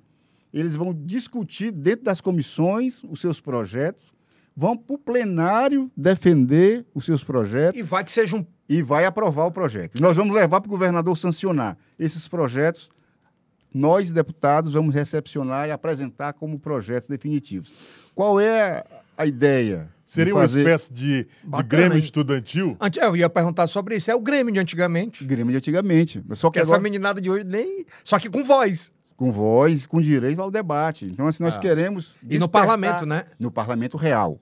Nós queremos discutir isso dentro das escolas, porque essa questão de colocar a política como uma coisa marginalizada só vai reverter se nós trouxermos os jovens para dentro do debate. E nós termos a capacidade de ouvi-los. Quem não tem capacidade de ouvir a juventude não vai ter capacidade de transformar a realidade desse país. Então, a juventude é crítica por natureza. Eu já fui jovem e fui crítico. Você também já foi jovem e já foi crítico. E nós temos que entender que essa juventude é quem vai ocupar os espaços políticos em breve. E com muito mais antenados, né? Sem sombra de dúvidas. Ainda passando sobre essa questão do Bolsonaro, teve aqui essa semana o senador Ciro Nogueira, inclusive na entrevista, se coloca como um propenso vice de Tarcísio, caso o presidente Bolsonaro, o ex-presidente Bolsonaro não possa ser candidato nem a primeira-dama. Eu pergunto a alguém que já foi secretário de pastas importantíssimas, é próximo de um ministro tão importante hoje para o Brasil quanto o Wellington Dias. Ciro Nogueira, como foi um dos principais, ou talvez o principal ministro, como ministro da Casa Civil, ele fez o suficiente pelo Piauí ou ele fez muito menos do que poderia fazer? Eu acredito que ele estava no contexto errado. Se ele tivesse no governo que defendesse a vida, que defendesse a melhoria da vida dos pobres, que defendesse o desenvolvimento de forma sustentável em todas as camadas sociais, ele teria tido a oportunidade de ajudar melhor. Ele estava dentro de um governo retrógrado, genocida, que, ao contrário de fazer o Estado brasileiro avançar, retrocedeu, a economia retrocedeu, os empregos diminuíram, a fome aumentou. Então, eu considero que o ministro Ciro, ele é uma pessoa que não posso dizer que não tenha compromisso com o Piauí. Não sou leviano. Então, ele tem, sim, uma preocupação com o Piauí, mas dentro de um contexto político equivocado. E isso eu, pela amizade, pelo respeito que eu tenho pelo senador Ciro, falo isso de forma bem aberta e bem sincera. Ele entrou numa bolha? Ele entrou num barco furado e o barco afundou. Hoje eu acho que ele está buscando um espaço político de sobrevivência e percebe que não tem como voltar. Ele faz isso porque não tem mais como voltar. Então, como ele não tem como voltar para o barco vencedor, para o barco que hoje está trabalhando uma bonança para o país, uma retomada de crescimento, e ele não é aceito aqui, não cabe a ele outra alternativa a não ser buscar o fortalecimento da extrema-direita. Ele falou aqui que nesses primeiros 4 meses o governo Lula não trouxe absolutamente nada para o Brasil, não apresentou nada. Só no crescimento que o Brasil está tendo, na diminuição da fome, na estruturação e na organização financeira. Eu lembro, Yeltsin, quando as pessoas dizem assim, vocês não fizeram nada. Eu lembro as pessoas assim, qual é a grande obra que o PT fez no Piauí? Eu disse, olha para os indicadores sociais e econômicos do Piauí em 2002 e olha hoje para os indicadores sociais e econômicos do Piauí. Olha o que é que nós tínhamos de base econômica em 2002 e olha para a base econômica que nós temos hoje no Piauí. Então, assim, a grande obra é você olhar para o Estado e ver o crescimento econômico. É você ver a geração de emprego e renda. É você ver a estruturação das nossas empresas. Eles querem o que mais além de deixar de ser o Estado mais pobre da Federação e o Estado que mais cresce no Nordeste. Isso é resultado de políticas públicas que foram adotadas desde 2003 até agora. Vamos falar agora, você presidente da Assembleia Legislativa do Estado do Piauí. Nós vamos de uma era Temístocles Filho. Você consegue, ali através de relacionamentos, de história na política, consegue trazer para sua ala e consegue ser presidente da Assembleia. Como é que você chega, como é que você encontra e qual é o modo ou os modos, né, do Franzé administrar talvez o segundo maior poder do Estado? Não inventar roda. Eu tenho comigo, Yeltsin, a alegria e o orgulho do que eu fiz como gestor no Piauí. Quando eu olho para trás e vejo o que foi que eu fiz na Secretaria da Fazenda, o que é que eu fiz como secretário da Administração, quando eu vejo o meu mandato como deputado, eu sei que ali eu tenho um aprendizado acumulado. E não posso inventar nada diferente do que eu acumulei de experiências, que eu acumulei de situações em que eu sei que a melhor forma de exercer o poder é compartilhando. Então, hoje, na Assembleia Legislativa, não é um presidente. Nós temos lá uma mesa diretora, nós temos líderes de partido, nós temos situações de diretorias que são compartilhadas com os deputados e nós temos objetivos claros. Primeiro objetivo, aproximar a Assembleia do povo do Piauí. Falei agora há pouco da questão do Parlamento Mirim. É uma forma de aproximar o poder legislativo de uma camada que tenha rejeição com a política que são os nossos jovens, especialmente da escola pública. Quando a gente consegue abrir novamente a Assembleia para fazer as grandes audiências públicas, levar a população para reivindicar a questão da moradia, da regularização fundiária, de levar a questão da luta pelos direitos trabalhistas, é aproximar a Assembleia da classe trabalhadora. Mas também de ter uma Assembleia que não funcione apenas em função dos deputados. Interesse próprio. Eu tenho trabalhado a inclusão das decisões e nos momentos da Assembleia dos nossos servidores. Então, temos feito debates, feito reuniões, feito festas, aonde os servidores são chamados a participar. Isso faz com que haja uma democratização do poder de forma mais ampla. Mas é importante também a gente pensar como levar a Assembleia para outros rincões do Estado. Numa pauta inclusiva muito forte, né? Nós estamos hoje já planejando a ida da Assembleia para os municípios. Precisamos levar a Assembleia itinerante. Chegar lá... Mas de fato, né? De fato, chegar lá no sul do Estado, onde as pessoas dizem que o político só vai lá para pedir voto em época eleitoral. Então, nós precisamos levar a Assembleia para lá para discutir os grandes problemas do extremo sul. Precisamos levar lá para o Cerrado, precisamos levar para a Caatinga, precisamos para o litoral. E a lógica é que a gente, depois desse processo organizacional inicial, a gente desloque a Assembleia para poder chegar mais perto da população piauiense. É importante a gente pontuar sobre uma coisa: você assume a Assembleia, tem todos os deputados, cada um dos seus deputados tem os seus assessorados, cada um pede e solicita a presidência que sejam nomeados. Eu vi algumas coisas e muito sobre disseminação de fake news nesse aspecto de induzir a população a dizer o presidente nomeou tal, o presidente nomeou X, quando na verdade o presidente ele chancela aquilo que o deputado pede. É isso? É correto? E a gente está falando sobre situações de gente que estava sendo investigada e que muitas vezes, agora me salve a memória, você criou inclusive um mecanismo sobre investigação de quem pode ser nomeado ou não. Isso. Nós temos, quem conhece a Assembleia sabe que são 30 deputados, cada deputado tem a sua estrutura de assessores Que é legítimo. Legítimo, não é o presidente que nomeia. O presidente só recepciona e chancela. Então, nós tivemos aí situações, após fazer a exoneração de todo mundo para reorganizar a casa, pessoas ligadas aos gabinetes que foram nomeadas com problemas. E Mais uma vez, isso não passa de nomeação direta sua. não é uma indicação minha, né? Chegando dentro do sistema, eu chancelo, porque cada deputado e deputada tem autonomia dentro dos seus gabinetes. O que é que nós nos deparamos? Com algumas situações indesejáveis, e eu aqui deixo claro que eu acato cada crítica que eu recebo. Eu me chateio quando não me dão o direito de defesa, do contraditório. Então, recepcionei as críticas, fizemos as exonerações indevidas e criei uma trava jurídica lá. Mesmo tendo o deputado a autonomia, só irá à publicação depois de passar por uma pesquisa em relação ao CPF do indicado, para evitar que a gente venha a ter dissabores e nomear alguém que possa ter problema. Esse histórico de pesquisa passa pelo criminal?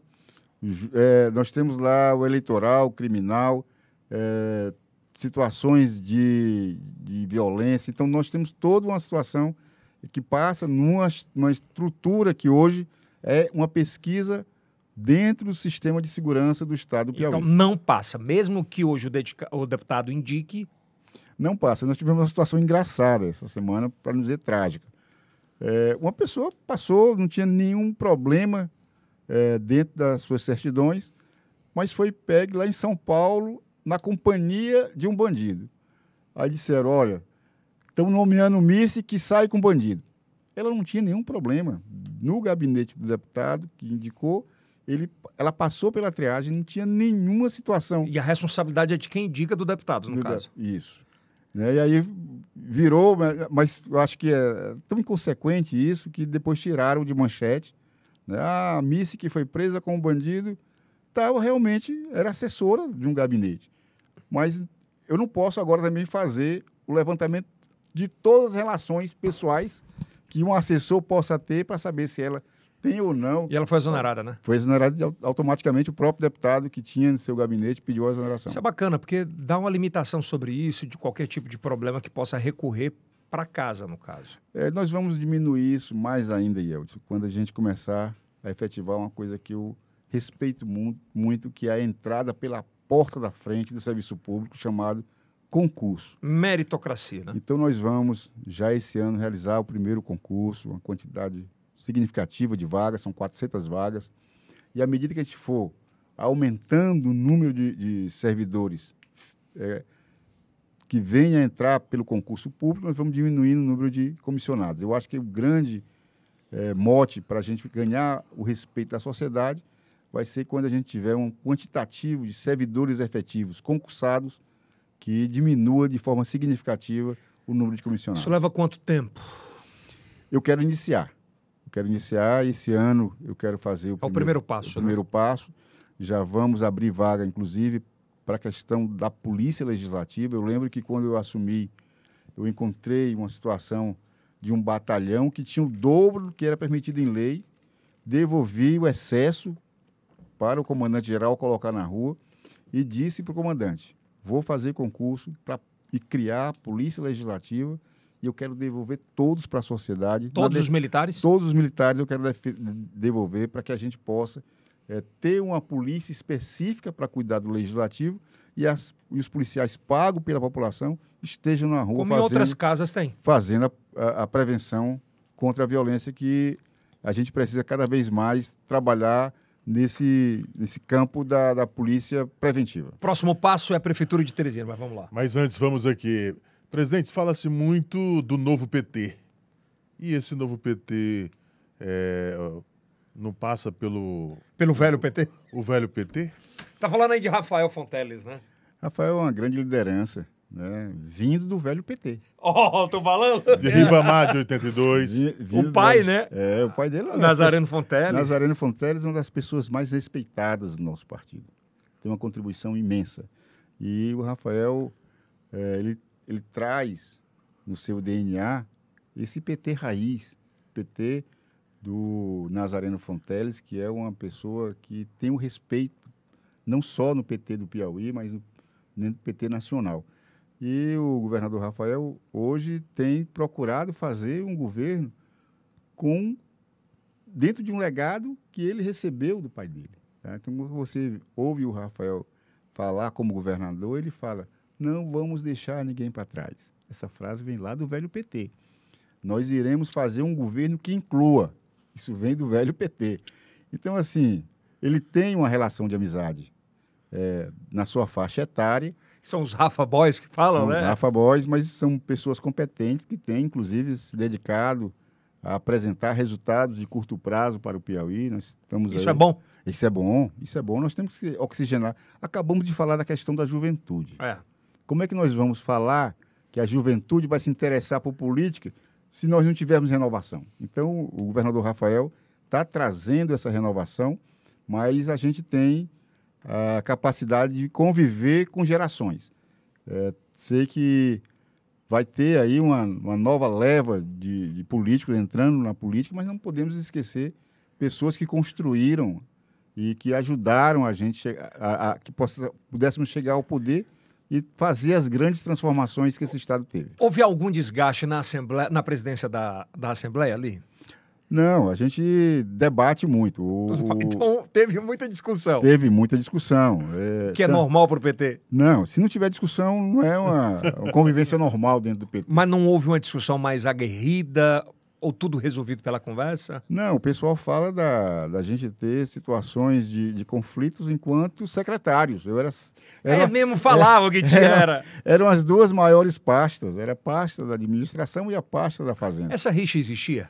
Não, existia no sentido de brigar pelo bem do equilíbrio financeiro. Então, o Rafael tinha um estilo, o secretário Rafael tinha um estilo, tinha uma preocupação, a administração, conduzida pelo Franzé, tinha uma situação que às vezes conflitavam, mas nada que a gente não pudesse sentar e, dentro do debate, encontrar o melhor caminho para o Piauí. Aí era o velho PT e o novo PT ou era o PT? Era o PT não existe novo e nem o velho, só existe um PT. Lê-se não. Hoje eu dizia, a imprensa me perguntava como é que estava essa discussão entre o PT do Rafael e o PT do Franzé. Tem isso. Não existe isso, não existe. Eu tenho o maior respeito pelo governador Rafael e sei que o Rafael também tem por mim. Temos as divergências de entendimentos, como é normal. É salutar, né? E dois profissionais, ele tem uma visão de gestão, eu tenho outra visão de gestão, mas a gente tem somado para sempre ter uma melhor alternativa. A gente vai ainda voltar sobre a Assembleia um pouquinho, mas qual a visão, por exemplo, pela experiência de vida, pela experiência de PT? O que é que você está vendo assim, na sua visão política, o que é que o Rafael será aí nos próximos 8 anos? Se a gente perguntar 8 anos atrás, ninguém iria imaginar Rafael governador. Então, assim, a gente percebe a capacidade de gestão e de articulação política, que gente que estava no mundo da política não imaginaria que ele tivesse. Então, a capacidade e a inteligência do governador Rafael o levou a... Aí eu vou falar com a gíria da internet, pode pá, que daqui 8 anos ele pode ser presidente do Brasil? Não duvido. Assim, nós vamos ter um governo, e eu acredito muito no governo do governador Rafael Fonteles. Ele tem montado uma estrutura de gestão muito baseada em resultados. E a gente vai ver resultados significativos. Nós passamos de 2003 a 2015 montando uma base econômica para o Piauí. Sólida, né? A partir de agora, com um governo aliado, como está tendo a possibilidade de administrar com o governo Lula, ele tem tudo para fazer esse Estado alavancar em crescimento econômico. Nós fizemos a possibilidade de deixar alguns estados para trás na linha de pobreza. Nós estamos evoluindo. E hoje a situação do Piauí é uma situação confortável para crescer. E estando dentro de um contexto de um governo federal que tem uma possibilidade de alinhamento muito forte, não duvido que nós teremos os melhores resultados possíveis na gestão do governador Rafael. E acredito que, havendo essa dinâmica e essa exposição nacional, ele pode sim entrar daqui... Nos bastidores falam que ele trabalha muito fortemente para isso, né? Para que o Piauí fique, em 8 anos, em primeiro lugar quase que tudo. Digitalização, segurança, educação. Você lembra de algum secretário de Fazenda do Piauí que tenha sido o presidente do Concefaz? Não, quem foi? Ele. Rafael Fonteles. O secretário de Educação agora participou dos 15 membros da nova formatação de educação. Isso.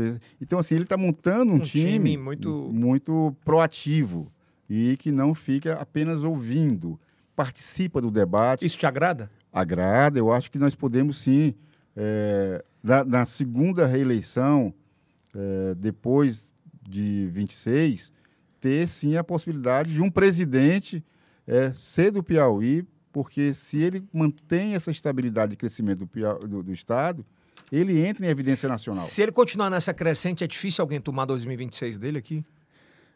Você vê a situação hoje... de percentual dele já está bem... Dentro do ambiente político, né? Mesmo em início de gestão, ele está aí com essa possibilidade de ter um dos governos mais bem avaliado no início de gestão do Piauí. Teresina, ele passa dos 70 na primeira pesquisa rodada interna, né? E tem uma questão muito importante. Está pegando o governo equilibrado, com possibilidades de receitas extras. Esse caso da indenização da Eletrobras Cepisa é uma coisa só uma pessoa predestinada. Nós começamos essa discussão em 2010. O governador... Já se vão 13 anos. O Wellington Dias chamou a mim, ao procurador-geral Plínio, chamou ao Antônio Neto e chamou, na época, Sérgio Miranda, que estava no planejamento, e disse que era inconcebível que nós não entrássemos na discussão da questão da indenização da antiga Cepisa. Nós tínhamos vendido uma empresa trocado por uma folha de pagamento no governo Monsanto. E desde essa época nós começamos a tramitar administrativamente. Depois tivemos as ações de primeira e segunda instância, chegou no Supremo e depois de passar... 13. 4 governos do Wellington. Não, 13 não, 2010. 2023. Passamos por 2 governos do Wellington. Na realidade, 4 governos do Wellington. Porque pegou um pedaço. Passamos pelo governo do Wilson Martins e pelo mandato tampão do Zé Filho. Foi cair no colo de quem? Rafael Fonteles. Isso pode representar o que nos cofres? Eu tenho, de forma muito conservadora, trabalhado aí em torno de 700 a 800 milhões. Mas algumas pessoas mais otimistas em termos de cálculo imaginam que pode chegar a 1 bi. Então, é 1 bi de dinheiro livre que vai entrar dentro de uma programação financeira que já estava feita. Então, assim, a possibilidade de fazer um grande conjunto de ações, ele já anunciou a principal, que é transformar todas as escolas públicas do Piauí... Em tempo integral, né? Em tempo integral. Essa é a primeira até 2025, primeiro estado. E acerta de forma muito correta a decisão. E a gente tem aí a possibilidade de ter mais 2 bi de um empréstimo que está rodando no Banco do Brasil. Então, um governo com 3 bi, fora a receita normal, você espere o show que vai ser os indicadores sociais e econômicos desse estado. Franzé, você é o melhor pré-candidato para a Prefeitura de Teresina para o Rafael? Rafael sabe da minha capacidade de gestão e ele sabe que Teresina precisa de um gestor, né? Ele sabe que nós temos a capacidade de administrar. Ele já participou comigo de forma conjunta, cuidando da equipe econômica. Mesmo com discussões. Mesmo com discussões, ele sabe que há uma clareza de como conduzir. E o cenário da Prefeitura de Teresina não vai ser diferente do cenário que eu peguei na Fazenda em 2003. Uma terra arrasada. Teresina está assim hoje? Tá, só você ver o lixo. Por que o lixo está acumulado? Por quê? Falta de pagamento. Por que você vai numa UBS e o seu programa da manhã do Meio Norte, você vai ouvir diversas reclamações que não tem um remédio para pressão na UBS, não tem um esparadrapo. Não é por outro motivo. Não estão pagando os fornecedores da área da saúde. Mas a culpa é sempre do gestor da pasta. é sempre de quem conduz. Ele deve ter a preocupação de equilíbrio, receita e despesa, tem que ter a preocupação de ter recursos para investimento, ele tem que ter a preocupação de fazer ali o pagamento de fornecedores e de folha de pagamento. O que nós temos hoje em Teresina é uma situação complicada. Não houve uma paralisação do sistema de transporte público por uma decisão do nada. Houve por falta de pagamento do sistema. Esse município ficou praticamente até agora sem transporte coletivo. Eles alegam que é um acúmulo de outras gestões que acabou colocando no colo do doutor Pessoa. Todas as gestões são de continuidade. Na hora em que eu assumo, eu tenho ali a responsabilidade de equacionar dívidas e programar financeiramente para evitar que a população venha a sofrer. Eu lembro que logo que assumiram, houve por parte do então secretário de Finanças, o vice-prefeito Robert Hills, uma prestação de contas e que ali foi tomada algumas decisões de ajustes. O que é que aconteceu depois desses ajustes? Não havendo um acompanhamento e competência na área de gestão, veio a situação de desgaste da gestão, o que nos leva hoje ao sofrimento da população teresinense. Essa projeção, pela experiência que você tem em relação ao doutor Pessoa para as próximas eleições, como ele chega nessa corrida? Eu tenho uma preocupação de nós termos uma situação cada vez pior da segurança e da estabilidade financeira do município de Teresina. Com atrasos? Nós temos duas situações. O município acabou de perder a classificação dentro dos repasses do ICMS, vai ter perda do ICMS. Nós temos uma situação do Fundo de Participação do município, que hoje está seguro por uma liminar e pode cair a qualquer momento, torcer para que não caia. Eu alertei isso hoje no plenário, para que o prefeito busque uma assessoria jurídica competente que evite acontecer isso. Se vier a acontecer, eu tenho muita preocupação, não pela gestão do doutor Pessoa, eu tenho preocupação pela população de Teresina. Então, a capacidade que o município não vai ter para honrar seus compromissos significa menos ônibus, significa uma situação cada vez pior do transporte coletivo, da saúde, da educação, e isso impacta de forma negativa para a população de Teresina. E a minha preocupação é com a população de Teresina. Eu, como teresinense, vivo aqui desde os 5 anos de idade, sei o quanto essa cidade sempre foi bem administrada. Eu costumo dizer, Yeltsin, se você relembrar qual foi o grande gestor que colocou Teresina numa crise administrativa, você vai passar um a um e não vai encontrar. Aqui, sempre foram grandes administradores. Sempre, né? grandes administradores. Você nunca viu Teresina num colapso de gestão como está agora. O João Carvalho sempre fala, esse Teresina tem a sorte de ter sempre tido bons gestores. Você imaginava, eu passei num concurso público em 1992 na Prefeitura de Teresina como auditor tributário. Quando eu passei, o prefeito era Heráclito Forte. Todo mundo dizia, o Heráclito nunca administrou. O Heráclito sempre foi político. E foi uma das melhores gestões. Mesmo sem experiência administrativa, nós tínhamos o Pega Sujão, que mantinha a cidade sempre limpa. Nós temos o SAMU, era o SOS Teresina. Tinha. Isso, uma criação de uma gestão que cuidava da saúde. Então você imagina... E um modelo para todo o Brasil. Né? Todo o Brasil. Então, hoje o SAMU. Né? Se você pegar todos os gestores, você nunca vai ver Teresina mal administrada como está hoje. Doutor Pessoa é mal intencionado? Ele é despreparado. A questão é preparo. Mas eu costumo dizer que Lula não tinha experiência administrativa. Pois é, eu ia fazer esse questionamento também, não tinha. Qual a diferença do Lula para o doutor Pessoa? Se cercar de pessoas competentes. Então, quando você pega um gestor que tenha sensibilidade, que tenha humildade, que tenha capacidade de ouvir, essa pessoa pode se cercar. Mas peraí, ele está lá com o ministro, João Henrique, com players interessantes sobre finanças. O problema é ouvir ou não ouvir? Como é que... Eu quero aqui que me permita Fica à vontade. o ministro João Henrique, mas eu quero confidenciar uma coisa que aconteceu. Quando nós estávamos... Exclusivo que o senhor disse. Exclusivo. nós estávamos tratando da crise do transporte. E Não gostaram muito, não. nós dialogamos ali com o governador, apresentamos para o governador a questão da redução da carga tributária do diesel, apresentamos para o governador a questão do pagamento da gratuidade, que até hoje eles não apresentaram a conta para o governador. Até hoje? Até hoje. Ele está cobrando, até hoje não apresentou uma planilha mostrando qual é o tamanho dessa... Você tem quanto tempo já? Olha, nós já estamos aí praticamente com 6 meses.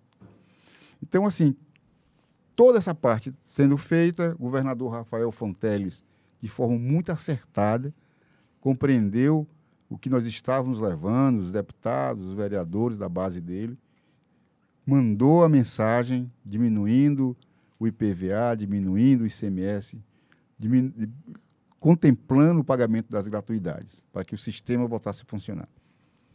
Recebo um telefonema do ministro João Henrique, que eu tenho o maior respeito, inclusive eu fui sucessor dele na administração em 2015.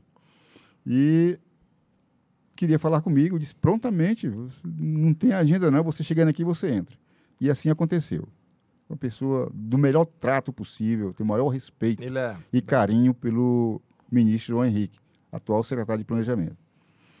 Nós chegamos, conversamos, mostrei para ele qual era a lógica que o governador Rafael tinha encaminhado nos projetos de leis, entreguei a ele cópia dos projetos e disse quais seriam os prazos de tramitação dos projetos. Depois da nossa conversa, ele disse, olha, eu estou vindo aqui porque o prefeito pediu para a gente ter esse entendimento e ele saber mais ou menos como é que vai funcionar. Ok, termina a audiência, a imprensa, como sempre, entra, né, ali para fazer a cobertura do fim da audiência que nós tínhamos concluído. E falamos um pouco do que era a conversa travada e quais eram os objetivos. E depois o ministro João Henrique também falou, agradeceu a importância dessa colaboração do governo do Estado para que o sistema voltasse a funcionar. Terminada a entrevista, eu fui cuidar da minha agenda, o ministro João Henrique também saiu para a prefeitura. E o que aconteceu? Quando deu por volta das 15 horas, o ministro João Henrique me ligou, perguntando se eu tinha... Você viu a bancada apresentada pelo jornalista Amadeu Campos? Eu disse, não, aqui eu não tenho TV na minha sala, eu não tenho tempo de ver, eu estou aqui me preparando para sair para o almoço, ministro. Ele disse, estou te ligando para pedir desculpas, mas enquanto rodava as nossas entrevistas, o prefeito ligou para o Amadeu Campos e disse que não tinha autorizado a minha ida para esse despacho com o senhor aí na Assembleia. Então, assim, você vê uma pessoa do quilate, da capacidade de gestão. Você nunca tinha falado sobre isso, né? Não. Do ministro João Henrique, que estava ali conduzindo para resolver um problema gravíssimo da gestão, que era o transporte. E ele foi desautorizado, né, pelo prefeito de que ele não tinha... E ele me ligou constrangido. E, Franzéu, por que você acha isso? Eu acho que é falta de preparo de gestão. Eu acho que o gestor ele não precisa ter outra coisa a não ser capacidade de ouvir e a capacidade de humildade de tomar decisão conjuntamente com uma equipe que ele escala. O que é que diferencia o prefeito Dr. Pessoa do presidente Lula? O presidente Lula é um cara humilde, que tem sensibilidade de ouvir, de deixar a tomada de decisões acontecer a partir da orientação dele. Então, hoje, a gente percebe aí que Teresina precisa de um gestor. Mas ele não precisa ser o bam, não. Ele precisa ter a capacidade de conhecimento mínimo de gestão e ter uma boa assessoria. Só para a gente fechar, mas aí a gente fala que o PT não participou da gestão e não participa da gestão do Dr. Pessoa. E a gente tem um membro nisso que desde o início, você puxar historicamente, manchetes, posts, a gente tem um membro chamado Dudu, que é o vereador Dudu, que é um PT raiz, que vem do movimento de quem? Da Trindade. Da Trindade, que foi a sua principal referência. E a pergunta é, concorda que ele ainda lute para que aconteça esse apoio desse PT à gestão de Dr. Pessoa? Eu tenho dito e tenho conversado com o Dudu, inclusive nós almoçamos hoje juntos. E discordo, tenho dito para ele que discordo. Por mais que ele tenha ajudado na eleição do Dr. Pessoa no segundo turno, já que boa parte do PT, com exceção do Fábio Novo, que declarou voto contra, todos os demais declararam voto a favor. Mas não passa por cargos? Quando Dudu... Não, no geral, mas individual. O Dudu disse que tem direito de indicação porque ajudou a vencer a eleição. Eu digo para ele, disse isso hoje. Mas foge do pensamento do PT. Eu discordo, eu acho que o Diretório Municipal vai tomar uma decisão e ele, como partidário, não tenho nenhuma dúvida. Quando o PT decidir por candidatura própria e o Diretório Municipal anunciar, não tenho nenhuma dúvida. Dudu, pelo fato de ser uma pessoa ligada historicamente ao PT, vai obedecer o partido. Então é zero possibilidade de o PT não ter candidato nessas eleições? Zero. Pode anotar aí, Eldson, nós vamos ter sim candidato do PT e acredito, na hora que o Diretório Municipal definir por uma candidatura, saberemos com certeza que quem ainda indica dentro da equipe administrativa do Dr. Pessoa deverá sair. Mas, por exemplo, se espera só para março do ano que vem? Não, eu acredito que o PT até agosto, setembro, mais tardar, outubro, esteja definindo a sua estratégia de candidatura própria e, consequentemente, ao tomar a decisão, pela questão de fidelidade que existe dos seus filiados, será ali o momento do rompimento administrativo com o Dr. Pessoa. Nós temos 3 players nesse aspecto no Partido dos Trabalhadores que são nomes importantes. A gente tem Franzé Silva, que é um nome testado na administração, na gestão, já tem um schedule assim, muito forte na gestão pública. A gente tem Fábio Novo, que também tem esse schedule como secretário de Cultura, como parlamentar, como construtor dessa base petista na capital. E a gente tem um novo player também, que é o Dr. Vinícius, que foi 8 anos gestor do Hospital Infantil. São nomes importantes que o PT pode trazer e dizer assim, olha, a gente tem um time legal. Então, o que tiver melhor, será? Nenhum partido tem esse patrimônio desses 3 nomes que você acabou de citar. Nenhum partido. Então, hoje nós temos uma situação em que nós temos 3 nomes andando em Teresina e mostrando para Teresina que o melhor caminho é uma gestão alinhada. Governo federal, governo estadual e uma pessoa com capacidade de gestão para reconstruir Teresina. Então, eu acredito que na hora que houver a decisão, haverá unificação. Não vai ter briga? Não vai ter... Chapa pura? Não, acredito. Não sei, chapa pura, acho que não dá. Eu acho que não, nós temos uma base aliada muito forte. grande. Quem seria um bom vice para o Franzé? Pro PT. Ele PT. Falou de 3 nomes aí. Eu acho que vai depender da aglutinação e da discussão que vai haver entre a base aliada. Nós temos o MDB, parceiro de primeira hora, mas que hoje já tem... MDB. Já tem a indicação do vice-governador. Nós temos... O Marco Aurélio seria um bom nome? Mas é deputado federal, né? Federal. Não deixaria de ser federal para ser vice. Mas agora ele chama o doutor Paulo Márcio. Eu vi esse movimento hoje. Dentro do... Que tem um case de gestão muito forte. Do HU, né? Mas eu acredito muito, e aí eu quero... Pontue. Exclusivo aí. Eu quero, de forma exclusiva, dizer que seria momento de apostar num vereador. Eu acredito que para fortalecer a chapa, tanto sendo eu, como o Fábio Novo, como o Dr. Vinícius, eu acho que cabe um vereador que esteja na realidade da Câmara e na realidade das comunidades mais próximas que nós que somos deputados. Nós não falamos de um nome chamado Enzo Samuel. Um grande nome. Mas eu Falou só do PT, né? No caso do PDT. Então, eu defendo que se coloque na mesa a discussão do vice saindo da Câmara Municipal. Isso é conjunto de todos os pré-candidatos? Você acha que é importante sobre essa pauta? Tanto o senhor quanto tanto o Fábio Novo quanto o Vinícius, eles entendem a importância disso? Eu não ouvi o deputado Fábio Novo, nem ouvi o Vinícius sobre esse assunto. Estou explanando aqui exclusiva até. Uma situação... você quer que saia da Câmara Municipal? Eu acho que fortalece a chapa. Compreendi. Até pelo nível de relacionamento com a comunidade, né, sobre outras coisas. E prestigiar a Câmara Municipal.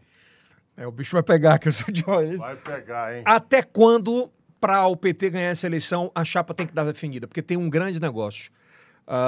Todos os candidatos, obviamente, são conhecidos no Piauí. Mas em Teresina ainda tem um espaçamento muito grande de conhecimento sobre Face, sobre Franzé, sobre Fábio Novo e sobre o Dr. Vinícius. E esse trabalho tem que ser feito muito forte. Aconteceu com o governador Rafael. Ele teve um delay ali para chegar muito forte nas comunidades, né? Mais para o finalzinho, com a ajuda do Lula, com a ajuda do governador Wellington, foi que conseguiu dar esse split. Até quando isso é necessário para que aconteça? Se você somar em todas as pesquisas, pegar a última, somatório de aceitação popular nas pesquisas, né? O que existe de projeção de votação do Fábio Novo, do Franzé e do Dr. Vinícius, somando os três, que é o que vai acontecer, vai unificar em torno de um nome, nós já saímos muito forte. Quando eu coloco que eu, de forma preferencial, gostaria de um nome vindo da Câmara, porque você unifica os poderes. A base, né? base dos vereadores. Os poderes, na verdade. Exatamente. Também. Então você tem ali uma junção de um deputado com alguém que anda no dia a dia das comunidades, que é o vereador. Então isso coloca de forma muito forte esse nome. E esse nome, passando a ser um nome único, nós teremos aí um patamar de 2, 3 meses, já virá o ano. Mas até quando? Outubro? Eu acho que nós vamos definir isso até outubro e imagino que até dezembro o nome do PT fica unificado. Unificado já estará nas lideranças das pesquisas. Olha aí, hein? Mas por um lado tem Bárbara do Firmino, tem um grupo de Ciro Nogueira. Qual é o grupo hoje da oposição? Tu imagina, você que acompanha a política, embora de forma mais... Mas acompanha muito forte. Acompanha. A gente tem uma disputa muito grande hoje, o MDB querendo ter candidato. Pronto, o MDB está na nossa base. Mas quer ter candidato. Tá.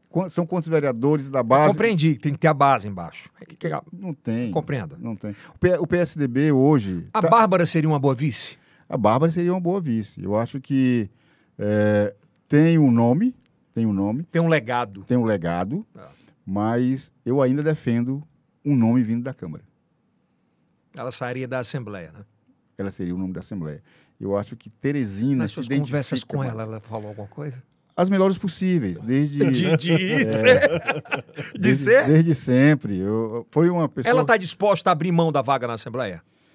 Eu acredito que ela vai lutar por essa vaga. Ela tem... É uma questão de sobrevivência. Quanto mais tempo ela tiver nas discussões, mais fortalece o nome dela, pensando inclusive em 26. Total. Silvio Mendes é um nome forte ainda? Ele precisa de base. Quem vai ser a base do Silvio Mendes nessa eleição? Quem são... Ciro Nogueira. Quem é a base do Ciro Nogueira? Eu estou perguntando. Nós não temos. Hoje, tenho dialogado bastante com a base firminista. E essa base feminista... É uma boa base? É uma boa base. Eram pessoas que faziam a militância. E o nome de Firmino muito forte em Teresina. Mas Ciro quer Joel aqui como candidato. Qual é a realidade do Joel com a população de Teresina, além da votação que ele teve aqui como majoritário senador? Então, você pega uma candidatura majoritária como senador, governador, ela em todo o estado. Mas na hora de discutir a capital, na hora de discutir os problemas da cidade... São campanhas diferentes? Diferentes. Eu vou falar, Yeldson, de transporte coletivo. Eu vou dizer que eu sempre andei de ônibus, pegava o IAPC e descia na Praça da Bandeira e eu sei a quantidade de horas que eu ficava esperando o IAPC passar. Aí você pergunta, Joel, qual era o ônibus que você pegava? Qual é? Eu vou dizer que eu ia para a universidade no ônibus da universidade, pendurado no ônibus, porque quando eu saía do trabalho já estavam no horário de começar a aula, no horário de rush, e saía da universidade 9 horas da noite, ia para a parada de ônibus pegar o diametral, que passava 1h30 para descer lá no Cristo Rei. Ele vai dizer isso como? Mas eu fico com medo, sabe disso aqui? Sabe por quê, Franzé? Porque agora mesmo perguntaram pro Tarcísio em São Paulo o nome da escola que ele estudou, ele não sabia e foi eleito governador. Mas Mas é quando Não é meio louco? Mas é uma eleição Totalmente diferente, estadual. óbvio. É, totalmente. Municipal diferente, Elton. É local. Eu vou dizer que eu estudei no Simões Filho. Ele vai dizer que estudou aonde aqui em Teresina? Eu estudei no Colégio Simões Filho, uma escola municipal do meu bairro.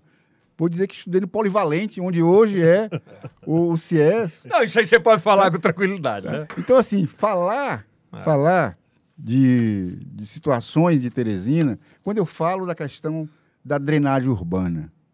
A minha casa foi levada para uma enxurrada quando eu tinha 9 anos de idade, na Ilhotas. Então, assim, hoje nós temos ainda a situação vexatória de cada chuva, a gente vê as pessoas terem que encostar a moto, tá preocupada com o filho. E dava para ter resolvido já? Já. Dizem que não, porque é muita grana que precisa. Já. Nós precisamos ter foco. Qual é o foco de Teresina? Tá? Até hoje nós não temos um polo industrial nessa cidade. O que é que falta para fazer um polo industrial? Você vai em João Pessoa, tem 3 polos industriais na grande João Pessoa. Por que não temos em Teresina? Ó, eu estou encantado com o negócio que está acontecendo no Recife, sabe? Jovem, né? Ele convocou todas as demandas de dores, todas, e entregou na mão de startups. O polo... Sabe, é um negócio meio... Os caras vão dar solução, eles vão economizar. Eu vi agora o último dado. Tem um dado lá que eles gastam 10 milhões ano com a espera da fila SUS. Eles estão resolvendo com um aplicativo de 1,5 milhão. Então, são situações que... Me perguntaram outro dia... De acreditar, né, na tecnologia também. Me perguntaram, Yeltsin, qual seria as minhas primeiras ações como prefeito? Pô, você já está pensando assim. Eu buscaria fazer um atrativo para ter um polo industrial. Uhum. Eu iria trabalhar um polo tecnológico e iria influenciar fortemente na educação técnica. Tá? Essas 3 coisas aqui vão alavancar o crescimento da cidade de Teresina. Fora isso, nós temos que cuidar de várias coisas. Cuidar do transporte coletivo. Setores. Cuidar do passado, do passivo. Mas 3 grandes ações que iriam colocar a Teresina no patamar diferencial seria cuidar dessas áreas. Bom, essa parte a gente vai deixar para um segundo episódio. Eu acho que foi extraordinário coisa, esse papo. Acho que você nem imaginava que a gente fosse falar sobre tantas coisas com a leveza, com o sorriso no rosto. Eu acho que o bom desse novo jeito de comunicar, Kilson, o seu episódio vai para 204, é isso? Acho que é 204. 204 conversas de mais de 2 horas. Então, assim, é um negócio... A gente aprende tanto, né? E traz esse ensino para quem está em casa, porque não é um negócio que você é temporal. Você assiste e acabou. Compartilha experiências, né? A ideia é essa. Com certeza. E daqui gera muitos cortes, e daqui 10 anos a gente vai voltar aqui e vai ver, olha, ele falou lá naquela época e que isso ia acontecer, 205 na verdade. Mas quero te agradecer pela confiança de ter vindo, de ter separado esse tempo na agenda que é tão apertada. Espero que você tenha gostado de toda essa estrutura da Estação I, é um projeto novo, é um sonho. Você falava de sonho lá atrás, de planejar, de idealizar. E aqui a gente tem uma meta, a partir de julho, de separar um dia da Estação I para oferecer serviço para quem não pode pagar. Que bom. Então a gente vai ter estúdios aqui que a meninada de escola pública, principalmente, para fazer vídeos, infoproduto. A gente vai separar um dia para tratá-los como a gente trata qualquer um que possa pagar para estar aqui dentro. Então, é uma devolutiva para a vida. Aquilo que eu te falava lá atrás. Assim, a maior satisfação nossa é devolver para a sociedade o que a sociedade nos deu. É bem isso. A vida solidária que você dá para ela. Com certeza. Então, essa é a nossa meta, né, Kilson? O Kilson ele vai ser muito forte nisso, ele vai trafegar aqui dentro, vai ensinar a meninada. E essa é a nossa meta com a Estação I, que é Estúdios Criativos. Vai impostar essa voz para os meninos vai ensinar. Que é uma voz bonita. Gogó caro. Não, Kilson? É caro, hein? Quero agradecer, Kilson, por mais um dia estar com a gente, mais um episódio 205. Obrigado, Franzé, mais uma vez. Espero que você tenha gostado, meu irmão. Não, eu agradeço esse espaço, quero vir mais vezes. E quero te agradecer, Seja acho que você nem lembra disso, presidente. mas eu quero falar sobre isso. Quando a gente começou o Feirão More Bem, ainda na empresa que a gente tinha, o Franzé foi um dos caras que deu a oportunidade para a gente fazer a primeira feira do servidor. Nós fizemos 2 edições ainda na administração, foi muito bacana e a gente espera que volte mais agora com o governo Lula. O Piauí será o primeiro estado a fazer o feirão da casa própria, agora porque a Caixa não faz mais e o Piauí larga na frente, através da ADH, do Ciduscom, da Caixa Econômica Federal. E da Assembleia Legislativa. A Assembleia vai ter também uma parte lá. Vamos estar lá sendo parceiros. E mais uma vez saindo na frente sobre isso. Muitíssimo obrigado mais uma vez. Obrigado, Ian. Conte com a gente. Todos os sábados, às 10 esse episódio vai estar na TV Meu Norte, em TV aberta, para mais de 20 milhões de parabólicas digitais por todo o Brasil e para toda a internet. Segue a gente no TikTok, no Kawaii, no Instagram, no Facebook, em todas as plataformas de áudio. Com certeza a gente segue. E se gostou do conteúdo, assiste o próximo. Isso aí é o Cast do Piauí. Para o mundo! Até a próxima.